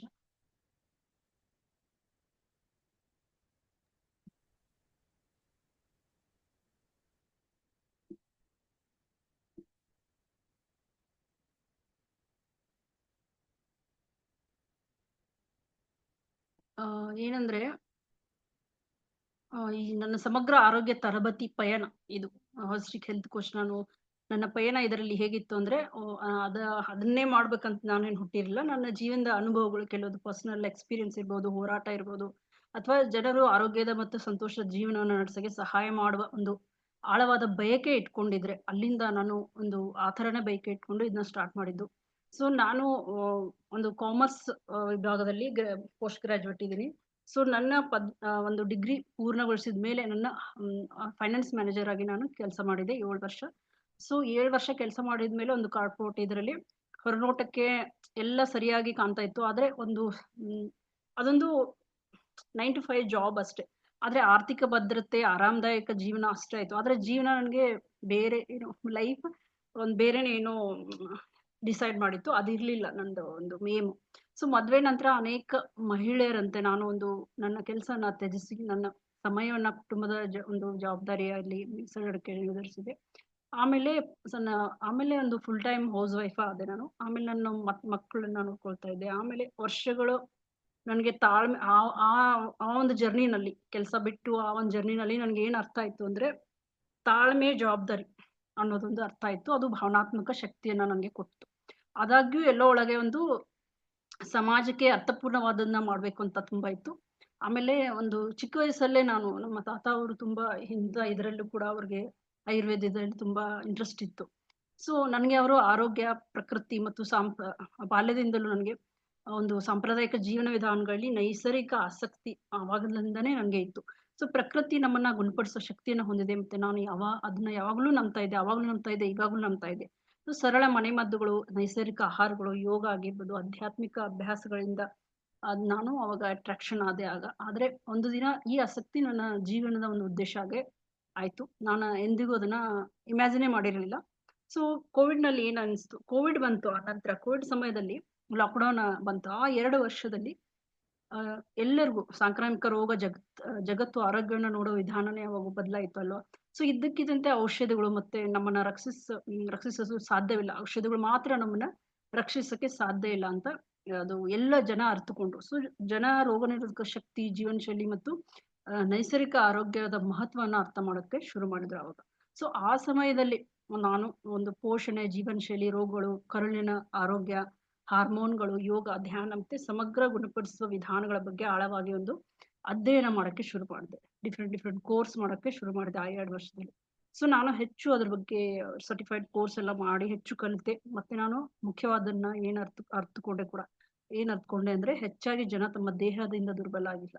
ಅವರು ತಮ್ಮ ದೇಹದಿಂದ ದುರ್ಬಲವಾಗಿರೋದ್ರಿಂದ ಅಲ್ಲ, ಅವರು ಅನಾರೋಗ್ಯಕ್ಕೆ ಎದಕ್ಕೊಳಗಾಗ್ತಾರಂತಂದ್ರೆ ಮಾನಸಿಕವಾಗಿ. ಹೆಚ್ಚಾಗಿ ಜನ ದೇಹದ ದುರ್ಬಲವಾಗಿರೋದಿಲ್ಲ, ಅನಾರೋಗ್ಯಕ್ಕೆ ಒಳಗಾಗೋದಿಲ್ಲ. ಆದ್ರೆ ಜೀವನ ಶೈಲಿ ತಪ್ಪಾಗಿರೋದ್ರಿಂದ ಜನ ಏನ್ ಮಾಡ್ತಾರೆ ಅಂತಂದ್ರೆ ಜೀವನ ಶೈಲಿ ನಿಮ್ದು ಮಿಸ್ಟೇಕ್ ಇರೋದ್ರಿಂದ ನೀವು ಅನಾರೋಗ್ಯಕ್ಕೆ ಒಳಗಾಗ್ತೀರಾ, ಇದನ್ನಂತ ಅರ್ಥ ಮಾಡ್ಕೋಬೇಕು.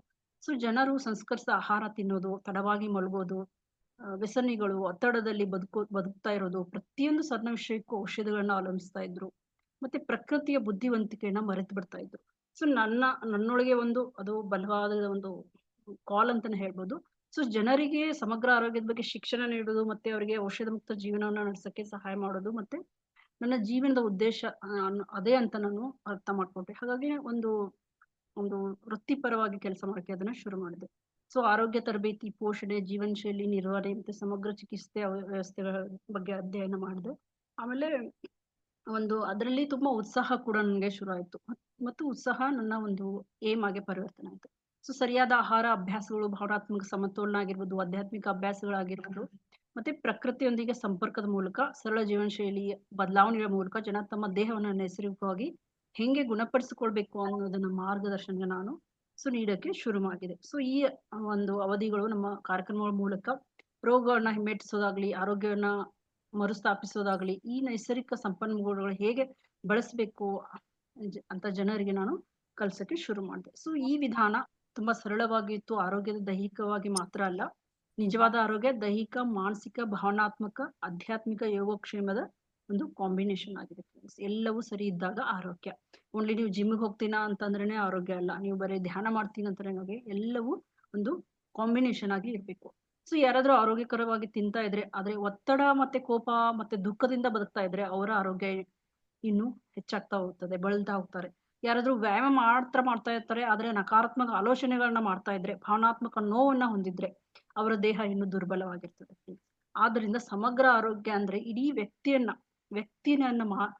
ಅದು ಸರಿಪಡಿಸೋ ರೋಗವನ್ನಲ್ಲ, ಇಡೀ ವ್ಯಕ್ತಿಯನ್ನ, ದೇಹ, ಮನಸ್ಸು, ಭಾವನೆಗಳು ಮತ್ತೆ ಆತ್ಮವನ್ನ ಕೂಡ ಅದು ಗುಣಪಡಿಸ್ತದೆ. ಸೊ ಈ ಕ್ಷೇತ್ರದಲ್ಲಿ ಕೆಲಸ ಮಾಡುವಾಗ ನಾನು ಹೃದಯವನ್ನ ಆಳವಾಗಿ ಒಂದು ವಿಷಯ ಸ್ಪರ್ಶಿಸ್ತು. ಅಂದ್ರೆ ಬಡ ಜನರ ನೋವು. ಅನೇಕ ಜನರು ದುಬಾರಿ ಆಸ್ಪತ್ರೆಗಳು ಅಂದ್ರೆ ಚಿಕಿತ್ಸೆಗಳು ಅಥವಾ ಜೀವನ ಪರ್ಯಂತ ಔಷಧಿಗಳನ್ನು ಪಡೆಯಕ್ಕೆ ಅವರು ಸಾಧ್ಯ ಆಗಲ್ಲ.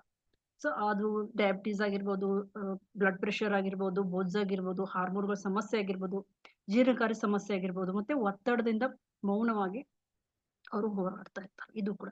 ಸೊ ಉತ್ತಮ ಆರೋಗ್ಯ ಶ್ರೀಮಂತರಿಗೆ ಮಾತ್ರ ಅಲ್ಲ, ಅವ್ರಿಗೆ ಮಾತ್ರ ಅಂತ ಅನ್ಭವಿಸ್ತಾರೆ. ಯಾಕಂದ್ರೆ ಹಾಸ್ಪಿಟಲ್ಗೆ ಹೋಗಕ್ಕೆ ಅವ್ರು ರೆಡಿ ಇರ್ತಾರೆ, ದುಡ್ಡು ಖರ್ಚು ಮಾಡಕ್ಕೂ ರೆಡಿ ಇರ್ತಾರೆ. ಆದ್ರೆ ಉತ್ತಮ ಆರೋಗ್ಯ ಎಲ್ರಿಗೂ ಲಭ್ಯ ಆಗ್ಬೇಕಂತಂದ್ರೆ ಉತ್ತಮ ಆರೋಗ್ಯ ಎಲ್ರಿಗೂ ಲಭ್ಯ ಆಗ್ಬೇಕೆಂದು ನಾನು ಅದನ್ನ ತುಂಬಾ ನಂಬ್ತೀನಿ. ಯಾಕಂದ್ರೆ ಪ್ರಕೃತಿ ನಮ್ಗೆ ಎಲ್ಲವೂ ಕೊಟ್ಟಿದೆ, ಅದಕ್ಕೆ ಯಾವ ದುಡ್ಡು ಬೇಕಾಗಿಲ್ಲ. ಪ್ರಕೃತಿ ಪರಿಹಾರಗಳು ನಮ್ಗೆ ಕೈಗೆಟುಕೋ ದರದಲ್ಲಿ ಸರಳವಾಗಿ ಸಿಗ್ತವೆ.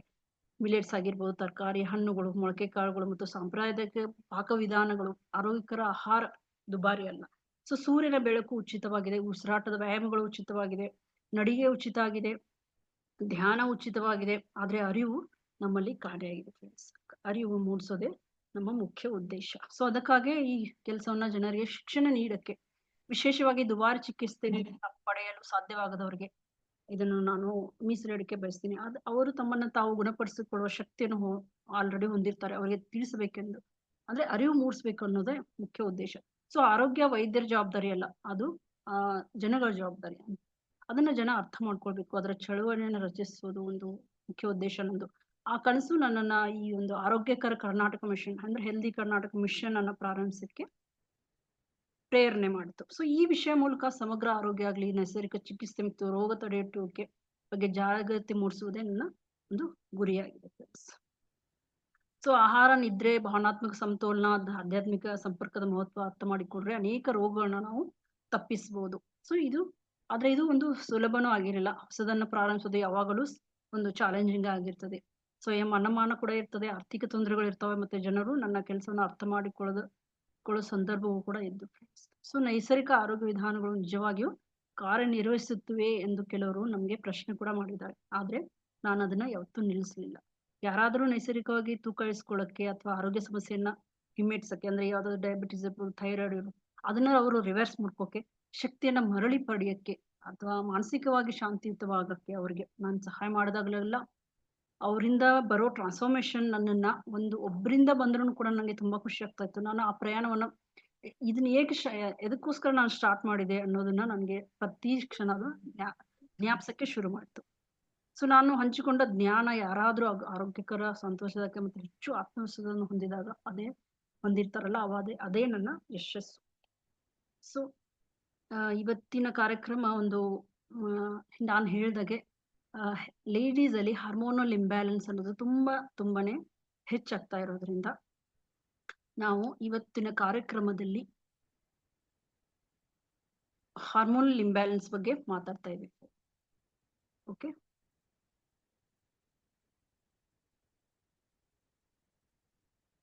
ಸೊ ನಾನು ಪ್ರಶ್ನೆ ಕೇಳ್ತೀನಿ, ನೀವು ಇದರಲ್ಲಿ ಉತ್ತರ ಕೊಡಿ, ನನಗೆ ಪರವಾಗಿಲ್ಲ. ಮೆಸೇಜ್ ಅಲ್ಲಿ ಉತ್ತರ ಕೊಡಿ. ಸೊ ಮಹಿಳಾ ದಿನಾಚರಣೆ ಎಲ್ಲರೂ ಇನ್ನೊಂದ್ಸರಿ ಸ್ವಾಗತ ಸುಸ್ವಾಗತ. ಎಲ್ಲರಿಗೂ ಮಹಿಳಾ ದಿನದ ಹಾರ್ದಿಕ ಶುಭಾಶಯಗಳು. ಓಕೆ, ಎಲ್ಲಾ ಶಕ್ತಿಶಾಲಿ, ಒಂದು ಸುಂದರ, ಯಾವಾಗಲೂ ಕೆಲಸ ಮಾಡ್ತಾ ಇರೋ, ಎಂದಿಗೂ ಬಿಡದ ಕೆಲಸ ಮಾಡ್ತಾ ಇರೋ ಎಲ್ಲರಿಗೂ, ಸೂಪರ್ ವುಮೆನ್ಗಳಿಗೆ ಒಂದು ನಮಸ್ತೆ ಅಂತ ಹೇಳ್ತೀನಿ. ಇವತ್ತು ಮೊದಲನೇದಾಗಿ ಎಲ್ಲರಿಗೂ ಇದು ಒಂದು ಆಚರಣೆ ಅಲ್ಲ, ಇದು ಒಂದು ನಿಮ್ಗೆ ರಿಮೈಂಡರ್ ಅಂತ ತಿಳ್ಕೊಳ್ಳಿ. ನಾನು ಏನು ವಿಜ್ಞಾಪನೆ ಎಲ್ಲರನ್ನ ನೋಡ್ಕೊಳ್ಳೋಳು, ಈಗ ತನ್ನನ್ನು ತಾನು ನೋಡ್ಕೊಳ್ಳೋಕೆ ಕಲಿಯಬೇಕಾದ ಒಂದು ಜ್ಞಾಪನೆ. ಫ್ರೆಂಡ್ಸ್, ನಾನು ನಿಮ್ಮನ್ನು ಸಿನ್ಸಿಯರ್ ಆಗಿ ಕೇಳ್ತಾ ಇದ್ದೀನಿ, ಮನೆಯಲ್ಲಿ ಮೊದಲೇ ಯಾರು ಎಚ್ಚರಗೊಳ್ತಾರೆ ನಿಮ್ಮ ಮನೆಯಲ್ಲಿ? ನೀವು ಇದರಲ್ಲಿ ಮೆಸೇಜ್ ಮಾಡಿ. ಓಕೆ, ಎಲ್ಲರ ಔಷಧಿಗಳನ್ನ ಯಾರು ನೆನಪಿಸ್ಕೊಳ್ತಾರೆ? ನಿಮ್ಗೆ ಇದಿದೆ ಅಂತ ಯಾರು ಜ್ಞಾಪಕ ಮಾಡ್ತಾರೆ ನಿಮ್ಗೆ? ನೀವು ಮಾಡ್ತಿದ್ರೆ ನೀವಂತ ನಾವು ಬರೀರಿ. ಸೊ ಸ್ವಂತ ಆರೋಗ್ಯ ತಪಾಸಣೆಯನ್ನ ಕೂಡ ಯಾರು ಮರೀತಾರೆ?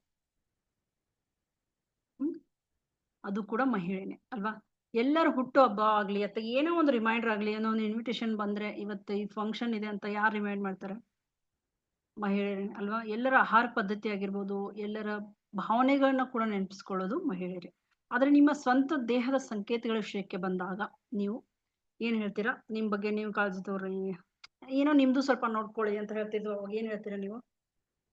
ಹೋಗ್ಲಿ ಬಿಡಿ, ನಡೆಯುತ್ತೆ, ಆಮೇಲೆ ನೋಡ್ಕೊಳ್ಳೋಣ, ಮುಂದಿನ ತಿಂಗಳಿಂದ ನೋಡ್ಕೊಳ್ಳೋಣ, ಕೆಲ್ಸದ ಮುಗಿದ್ಮೇಲೆ ನೋಡ್ಕೊಳ್ಳೋಣ, ನಮ್ಗೆ ಎಲ್ಲಿ ಟೈಮ್ ಇದೆ ಅಂತ ಹೇಳ್ತೀರಾ ಅಲ್ವಾ? ಸೊ ಆದ್ರೆ ನಿಮ್ಮ ಹಾರ್ಮೋನ್ಗಳು ಏನ್ ಹೇಳ್ತಾ ಇದಾವೆ? ನಿಮ್ಮ ಹಾರ್ಮೋನ್ಗಳು ಏನ್ ಹೇಳ್ತವೆ? ನನಗೆ ಯಾವಾಗ ಅಪಾಯಿಂಟ್ಮೆಂಟ್ ಕೊಡ್ತೀಯಾ ಅಂತ ಕೇಳ್ತಾ ಇದ್ದಾವೆ. ಸೊ ಈ ಹಾರ್ಮೋನಲ್ ಇಂಬ್ಯಾಲೆನ್ಸ್ ಅದು ನಮ್ಮ ಮಹಿಳೆಯರಲ್ಲಿ ತುಂಬಾನೇ ಇಂಪಾರ್ಟೆಂಟ್ ರೋಲ್ ಪ್ಲೇ ಮಾಡ್ತದೆ. ನನ್ಗೆ ಯಾವಾಗ ಅಪಾಯಿಂಟ್ಮೆಂಟ್ ಕೊಡ್ತೀಯಾ ಅಂತ ಕೇಳ್ತಾ ಇದ್ದಾವೆ. ಸೊ ಇವತ್ತಿನ ಅಧಿವೇಶನದಲ್ಲಿ ನಾವು ಸ್ವ ಆರೈಕೆಯ ಕ್ರಾಂತಿ ಅಂತಾನೆ ಹೇಳ್ಬೋದು. ಸ್ವ ಆರೈಕೆಯ ಕ್ರಾಂತಿ, ನಿಮ್ಮನ್ನ ಹೇಗೆ ನೋಡ್ಕೊಳ್ಬೇಕು ಅನ್ನೋದ್ರ ಬಗ್ಗೆ ಕ್ರಾಂತಿಯ ಅಧಿವೇಶನ ಅಂತಾನೆ ಅನ್ಕೊಳ್ಳಿ. ಸೊ ಈ ವೆಬಿನಾರ್ ಅಲ್ಲಿ ನಾನು ನಿಮ್ಗೆ ಹಂತವಾಗಿ ಮಾರ್ಗದರ್ಶನ ಎದ್ರ ಬಗ್ಗೆ ಅಂದ್ರೆ ಹಾರ್ಮೋನ್ಗಳು ಯಾವುವು, ಮಹಿಳೆಯರಲ್ಲಿ ಹಾರ್ಮೋನ್ಗಳ ಸಮಸ್ಯೆಗಳು ಯಾವುವು, ಮಹಿಳೆಯರ ಆರೋಗ್ಯ ಯಾಕಿಷ್ಟು ಹದಗೆಡ್ತಾ ಇದೆ, ಸೊ ಮನಸ್ಥಿತಿ ಬದಲಾವಣೆಗಳು, ಕೋಪ ಆಗಿರ್ಬೋದು, ನಿಮ್ಗೆ PMS ಆಗಿರ್ಬೋದು, ಪ್ರೀ ಮೆನ್ಸ್ಟ್ರುಯಲ್ ಸಿಂಡ್ರೋಮ್, ಬಂಜೆತನ, ಇದು ಯಾಕೆ ಹೆಚ್ಚಾಗ್ತಾ ಇದೆ, ಆಮೇಲೆ ಮೆನಪಾಸ್, ಋತುಬಂಧ ಏನ್ ಹೇಳ್ತೀವಿ, ಅದು ಯಾಕೆ ಕಷ್ಟ ಆಗ್ತಾ ಇದೆ, ಮೊದಲೆಲ್ಲ ಇವಿರಲಿಲ್ಲ, ಇವಾಗ್ಲೇ ಯಾಕೆ ಕಷ್ಟ ಆಗ್ತದೆ, ಈಗ ಅವಧಿಗಳು ಯಾಕೆ ನೋವಿನಿಂದ ಕೂಡಿವೆ. ಮೂಲ ಕಾರಣಗಳೇನಂದ್ರೆ ಮೇಲಿನ ಕಾರಣಗಳಲ್ಲ, ಇವು ಆಂತರಿಕ ಕಾರಣಗಳು, ಸಮಗ್ರ ಕಾರಣಗಳು, ತಾತ್ಕಾಲಿಕ ಪರಿಹಾರಗಳಲ್ಲ. ಸೊ ಆಹಾರ, ನಿಮ್ಮ ಪಾನೀಯ, ಪೌಡರ್ಗಳು, ಜೀವನ ಶೈಲಿ, ದೈಹಿಕ, ಮಾನಸಿಕ, ಭಾವನಾತ್ಮಕ ಮತ್ತು ಸಾಮಾಜಿಕ, ಆಧ್ಯಾತ್ಮಿಕ ಚಿಕಿತ್ಸೆ, ಇವೆಲ್ಲವನ್ನು ನಾವು ಇದನ್ನ ಸರಿ ಮಾಡ್ಬೇಕಾದ್ರೆ ಇವು ಎಲ್ಲವನ್ನು ನಾವು ಸಮಗ್ರವಾಗಿ ತಿಳ್ಕೊಬೇಕಾದ್ರು ತುಂಬಾ ಅವಶ್ಯಕವಾಗಿದೆ. ಫ್ರೆಂಡ್ಸ್, ದಯವಿಟ್ಟು ಎಲ್ಲರೂ ಸ್ವಲ್ಪ ಗಮನ ಇಟ್ಟು ಕೇಳಿ. ಸೊ ಇದು ಯಾವುದೋ ಒಂದು ಮೆಡಿಕಲ್ ಟರ್ಮಿನಾಲಜಿನೂ ಅಲ್ಲ, ಇದು ಸರಳವಾಗಿದೆ. ಅಂದ್ರೆ ಪ್ರಾಕ್ಟಿಕಲಿ ನಿಮ್ಗೆ ಒಂದು ಮೂಲ ಕಾರಣದ ಚಿಕಿತ್ಸೆ, ರೂಟ್ ಕಾಸ್ ಬಗ್ಗೆ. ಸೊ ಹಾರ್ಮೋನ್ಗಳು ಯಾವಾಗಂದ್ರೆ ಸರಳವಾಗಿ ಹೇಳ್ಬೇಕಂದ್ರೆ ಹಾರ್ಮೋನ್ಗಳನ್ನ ರಾಸಾಯನಿಕ ಸಂದೇಶವಾಹಕರು. ಅಂದ್ರೆ ಇವಾಗ ವಾಟ್ಸಪ್ ಅಲ್ಲಿ ನಮ್ಗೆ ಮೆಸೇಜ್ ಬರುತ್ತೆ ನೋಡಿ, ನೀವು ನಿಮ್ಮ ದೇಹದೊಳಗೆ ವಾಟ್ಸಪ್ ಸಂದೇಶಗಳಂತೆ ಕೆಲಸ ಮಾಡ್ತಾವೆ. ಮೆದುಳು ಸಂದೇಶ ಕಳಿಸ್ತದೆ, ಹಾರ್ಮೋನ್ಗಳಿಗೆ ಸಂದೇಶ ಕಳಿಸ್ತದೆ. ಹಾರ್ಮೋನ್ಗಳು ಅವು ನಮ್ಮ ಅಂಗಗಳಿಗೆ ತಲುಪಿಸ್ತವೆ. ಮೆದುಳಿಂದ ನಮ್ಮ ಹಾರ್ಮೋನ್ಗಳು ಮೆದುಳಿಂದ ಹಾರ್ಮೋನ್ಗಳಿಗೆ ಹೇಳ್ತವೆ. ಆ ಸಂದೇಶವಾಗಿರೋ ಅಂದ್ರೆ ಒಂದು ಕೆಮಿಕಲ್ ಮೆಸೇಂಜರ್, ಒಂದೇನೋ ಒಂದು ಇದು ಲೆಟರ್ ತರ, ಅದಕ್ಕೆ ಅವು ಅಂಗಗಳಿಗೆ ಈ ತರ ಕಾರ್ಯನಿರ್ವಹಿಸಿ ಹಿಂಗೆ ಮಾಡುವಂತ ಒಂದು ಸಜೆಷನ್ ಕೊಡ್ತಾರೆ ಫ್ರೆಂಡ್ಸ್. ಸೊ ಈಗ ಹಸಿವಿನ ಹಾರ್ಮೋನು ಮೆದುಳಿಗೆ ಹೇಳುತ್ತೆ ನಿಮ್ಗೆ ಹಸಿವಾಗಿದೆ ಅಂತ. ಸೊ ನಿದ್ರೆಯ ಹಾರ್ಮೋನು ನಿದ್ರೆ ಬಂದಿದೆ ಅಂತ. ಒತ್ತಡದ ಹಾರ್ಮೋನು ಹೃದಯ ವೇಗವಾಗಿ ಬಡಿತಾ ಇದೆ ಅಂತ ಅಲ್ವಾ. ಸೊ ಸಂತಾನೋತ್ಪತ್ತಿ ಹಾರ್ಮೋನು ಋತುಚಕ್ರ, ಅಂಡೋತ್ಪತ್ತಿ, ಫಲವತ್ತತೆ ಇದನ್ನ ಮ್ಯಾನೇಜ್ ಮಾಡ್ತದೆ ಇದು ಸಂತಾನೋತ್ಪತ್ತಿ ಹಾರ್ಮೋನ್ಗಳು. ನಿಮ್ಮ ಪೀರಿಯಡ್ ಸೈಕಲ್ನ ಮತ್ತೆ ಅಂಡೋತ್ಪತ್ತಿಯನ್ನ, ಫಲವತ್ತತೆಯನ್ನ. ಸೊ ಇದು ಇಂಬ್ಯಾಲೆನ್ಸ್ ಇದ್ದಾಗ ಕೆಲವೊಬ್ಬರಿಗೆ ಫರ್ಟಿಲಿಟಿ ಪ್ರಾಬ್ಲಮ್ ಆಗುತ್ತೆ, ಪಂಜೆತನ ಆಗುತ್ತೆ, ಆಮೇಲೆ ಅಂಡೋತ್ಪತ್ತಿ ಸರಿಯಾಗಿ ಆಗಲ್ಲ. ಇವು ಸಂತಾನೋತ್ಪತ್ತಿ ಹಾರ್ಮೋನ್ಗಳು ಸರಿಯಾಗಿದ್ದಾಗ. ಸೊ ಸಂದೇಶಗಳು ಕ್ಲಿಯರ್ ಆಗಿದ್ರೆ ಸ್ಪಷ್ಟವಾಗಿದ್ರೆ ಏನಾಗುತ್ತೆ, ದೇಹ ಸರಾಗವಾಗಿ ಕೆಲಸ ನಿರ್ವಹಿಸಕ್ಕೆ ಶುರು ಆಗ್ತದೆ. ಸಂದೇಹಗಳು ಗೊಂದಲಕ್ಕೊಳಗಾಗಿದ್ರೆ ದೇಹ ಒಂದು ನಾಟಕ ಆಡಕ್ಕೆ ಶುರು ಆಗುತ್ತೆ, ಹಾರ್ಮೋನ್ಗಳ ಅಸಮತೋಲನ ಆಗುತ್ತೆ. ಅವಾಗ ತಪ್ಪು ಸಂದೇಶ ಏನ್ ಮಾಡುತ್ತೆ, ತಪ್ಪಾದ ಸಂದೇಶ, ತಪ್ಪಾದ ಸಮಯ, ತಪ್ಪಾದ ಪ್ರಯಾಣ, ತಪ್ಪಾದ ಪ್ರತಿಕ್ರಿಯೆ. ಆವಾಗ ನಾವೇನ್ ಗೊತ್ತೀವಿ, ನಮ್ಮ ದೇಹದಲ್ಲಿ ಹಾರ್ಮೋನ್ ಇಂಬ್ಯಾಲೆನ್ಸ್ ಆಗಿದೆ ಅಂತ. ಈಗ ಮಹಿಳೆಯರಲ್ಲಿ ಹಾರ್ಮೋನ್ ಸಮಸ್ಯೆಗಳು ಅಂದ್ರೆ ಯಾಕೆ ಹೆಚ್ಚಾಗ್ತಾ ಇದಾವೆ ಅಂತಂದ್ರೆ, ಹಿಂದಿನ ಕಾಲದಲ್ಲಿ ನೈಸರ್ಗಿಕ ಆಹಾರ, ದೈಹಿಕ ಕೆಲಸ, ಆರಂಭಿಕ ನಿದ್ರೆ, ಕಡಿಮೆ ರಾಸಾಯನಿಕಗಳು, ಸ್ಕ್ರೀನ್ ಟೈಮ್ ಇರ್ಲಿಲ್ಲ, ಕಡಿಮೆ ಹೋಲಿಕೆ ಇತ್ತು, ಇವೆಲ್ಲ ಯಾವೂ ಇರಲಿಲ್ಲ. ಹೆಚ್ಚು ಸೂರ್ಯನ ಬೆಳಕಿನಲ್ಲಿ, ಯಾಕಂದ್ರೆ ಅವ್ರು ಕೆಲಸ ಮಾಡ್ತಾನೆ ಇದ್ರು, ಆಟೋಮೆಟಿಕ್ ಸೂರ್ಯನ ಬೆಳಕಲ್ಲಿ ಹೋಗ್ತಾನೆ ಇದ್ರು. ಇವಾಗ ನಾವು ಅದಕ್ಕೆ ಟೈಮ್ ತಗೋಬೇಕು, ಹೋಗಿ ಅಂತ ಬಾಯಿಂದ ಹೇಳೋ ಪರಿಸ್ಥಿತಿ ಬಂದಿದೆ. ಸೊ ಹೆಚ್ಚಾಗಿ ಸಮುದಾಯದ ಬೆಂಬಲ ಕೂಡ ಇತ್ತು, ಜಾಯಿಂಟ್ ಫ್ಯಾಮಿಲೀಸ್ಗಳಿದ್ವು, ಒಬ್ರಿಗೊಬ್ರು ಸಪೋರ್ಟ್ ಮಾಡ್ತಾ ಇದ್ರು, ಏನಾಗಿದೆ ಅಂತ ಕೇಳ್ತಾ ಇದ್ರು. ಸೊ ಯಾರು ಹಿಂದಿನ ಕಾಲದಲ್ಲಿ ನಂಗೆ ಅದು ಪೀರಿಯಡ್ ಪ್ರಾಬ್ಲಮ್ ಇಂಥವೆಲ್ಲ ಕೇಳಿರಲಿಲ್ಲ, ಅವ್ರಿಗೆ ಯಾವ ಇರ್ಲಿಲ್ಲನು ಕೂಡ ಅನ್ಸುತ್ತೆ.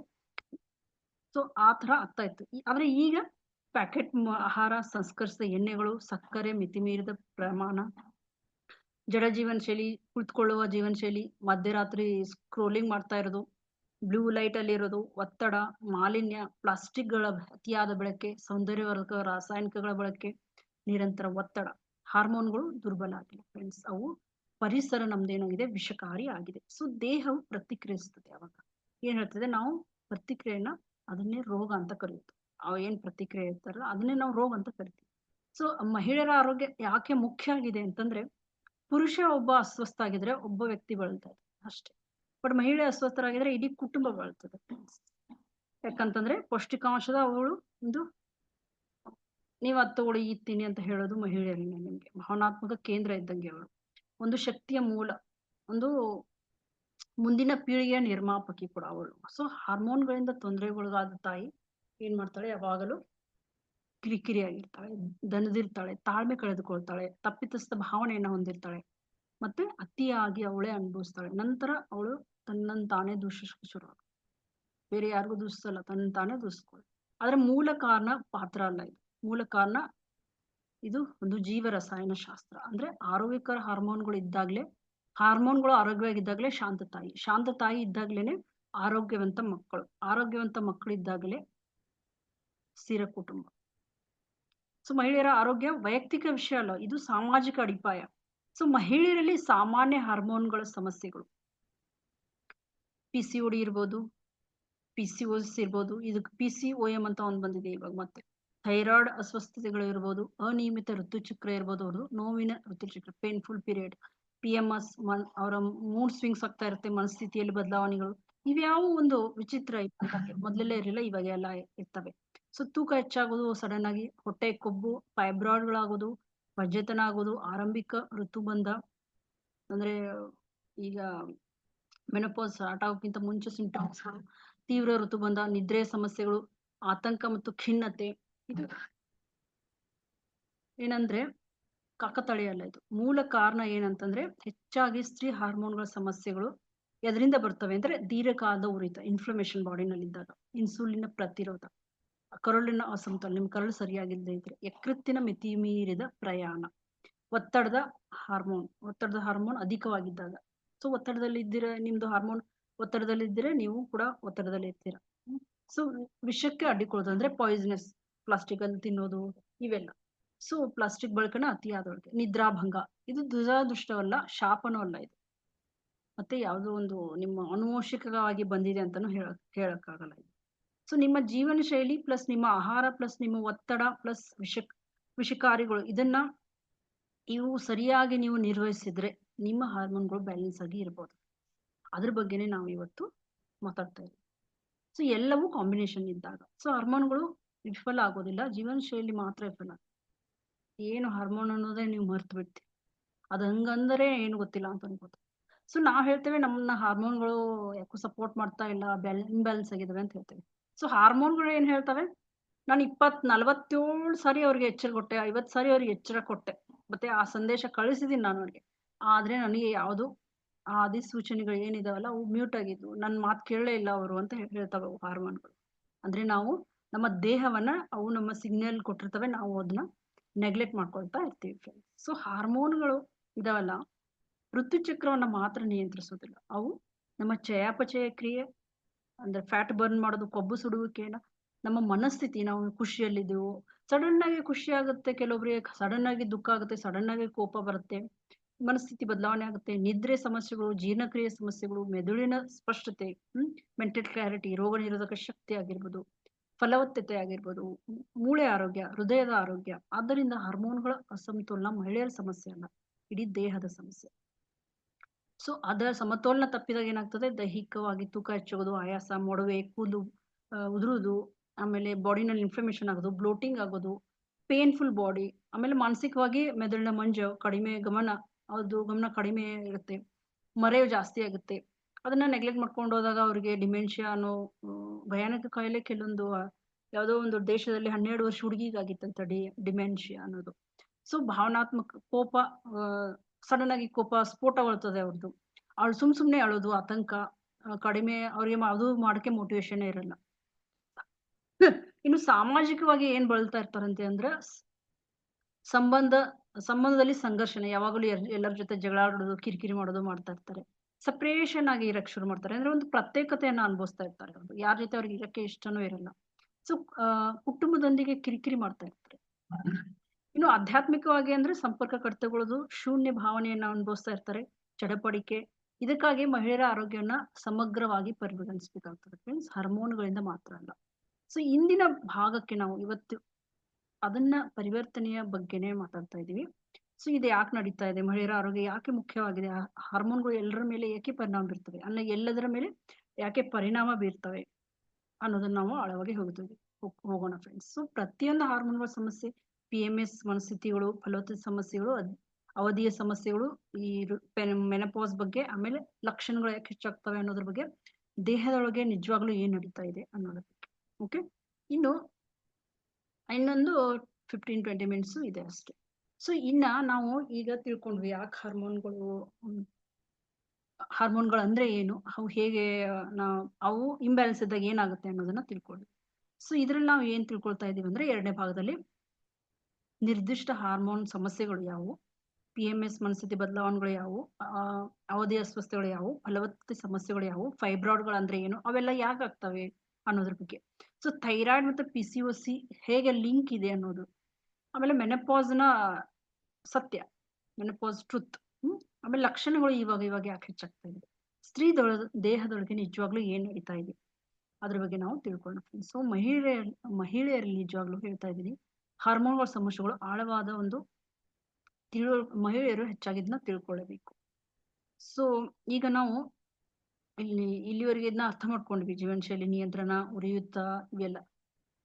ಸೊ ಇದನ್ನ ನೀವು ಭಯ ಪಡ್ಬೇಕಾಗಿಲ್ಲ, ಆದ್ರೆ ನೀವು ಇದ್ರ ಬಗ್ಗೆ ಸ್ವಲ್ಪ ಅರ್ಥ ಮಾಡ್ಕೊಂಡ್ರೆ ಸಾಕು. ಈಗ ಅನೇಕ ಮಹಿಳೆಯರು ಎದುರಿಸ್ತಾ ಇರೋದು ಅನಿಯಮಿತ ಚಕ್ರಗಳು, ಭಾರಿ ರಕ್ತಸ್ರಾವ ಇರ್ಬೋದು, ನೋವಿನ ಸೆಳೆತ, ಇವೆಲ್ಲ ಹೆಚ್ಚಾಗ್ತವೆ, ನನ್ನ ಕಣ್ಮುಂದೆ ಬಂದಿರೋ ಇವೆಲ್ಲ. ಸೊ ಹೆಪ್ಪುಗಟ್ಟುವಿಕೆ, ಮುಟ್ಟಿನ ಅವಧಿಗಳು ಬಿಟ್ಟು ಬಿಡೋದು, ಅಂದ್ರೆ ಸರಿಯಾಗಿ ಪೀರಿಯಡ್ ಆಗದೆ ಇರೋದು, ಆರಂಭಿಕ ಅವಧಿಗಳು ಅಂದ್ರೆ ಅರ್ಲಿ ಇದು ಪೀರಿಯಡ್, ಆಮೇಲೆ ಮುಟ್ಟಿನ ಸಮಯಗಳು, ಇವೆಲ್ಲ ಯಾಕೆ ಅಂತಂದ್ರೆ ಯಾಕಂದ್ರೆ ಅಲ್ಲಿ ಅಂಡೋತ್ಪತ್ತಿ ತೊಂದರೆಗೊಳಗಾಗ್ತದೆ, ಮತ್ತೆ ಅಂಡೋತ್ಪತ್ತಿ ತೊಂದರೆ ಆದಾಗ ಏನಾಗ್ತದೆ, ಇನ್ಸುಲಿನ್ ಹೆಚ್ಚಾಗ್ತದೆ.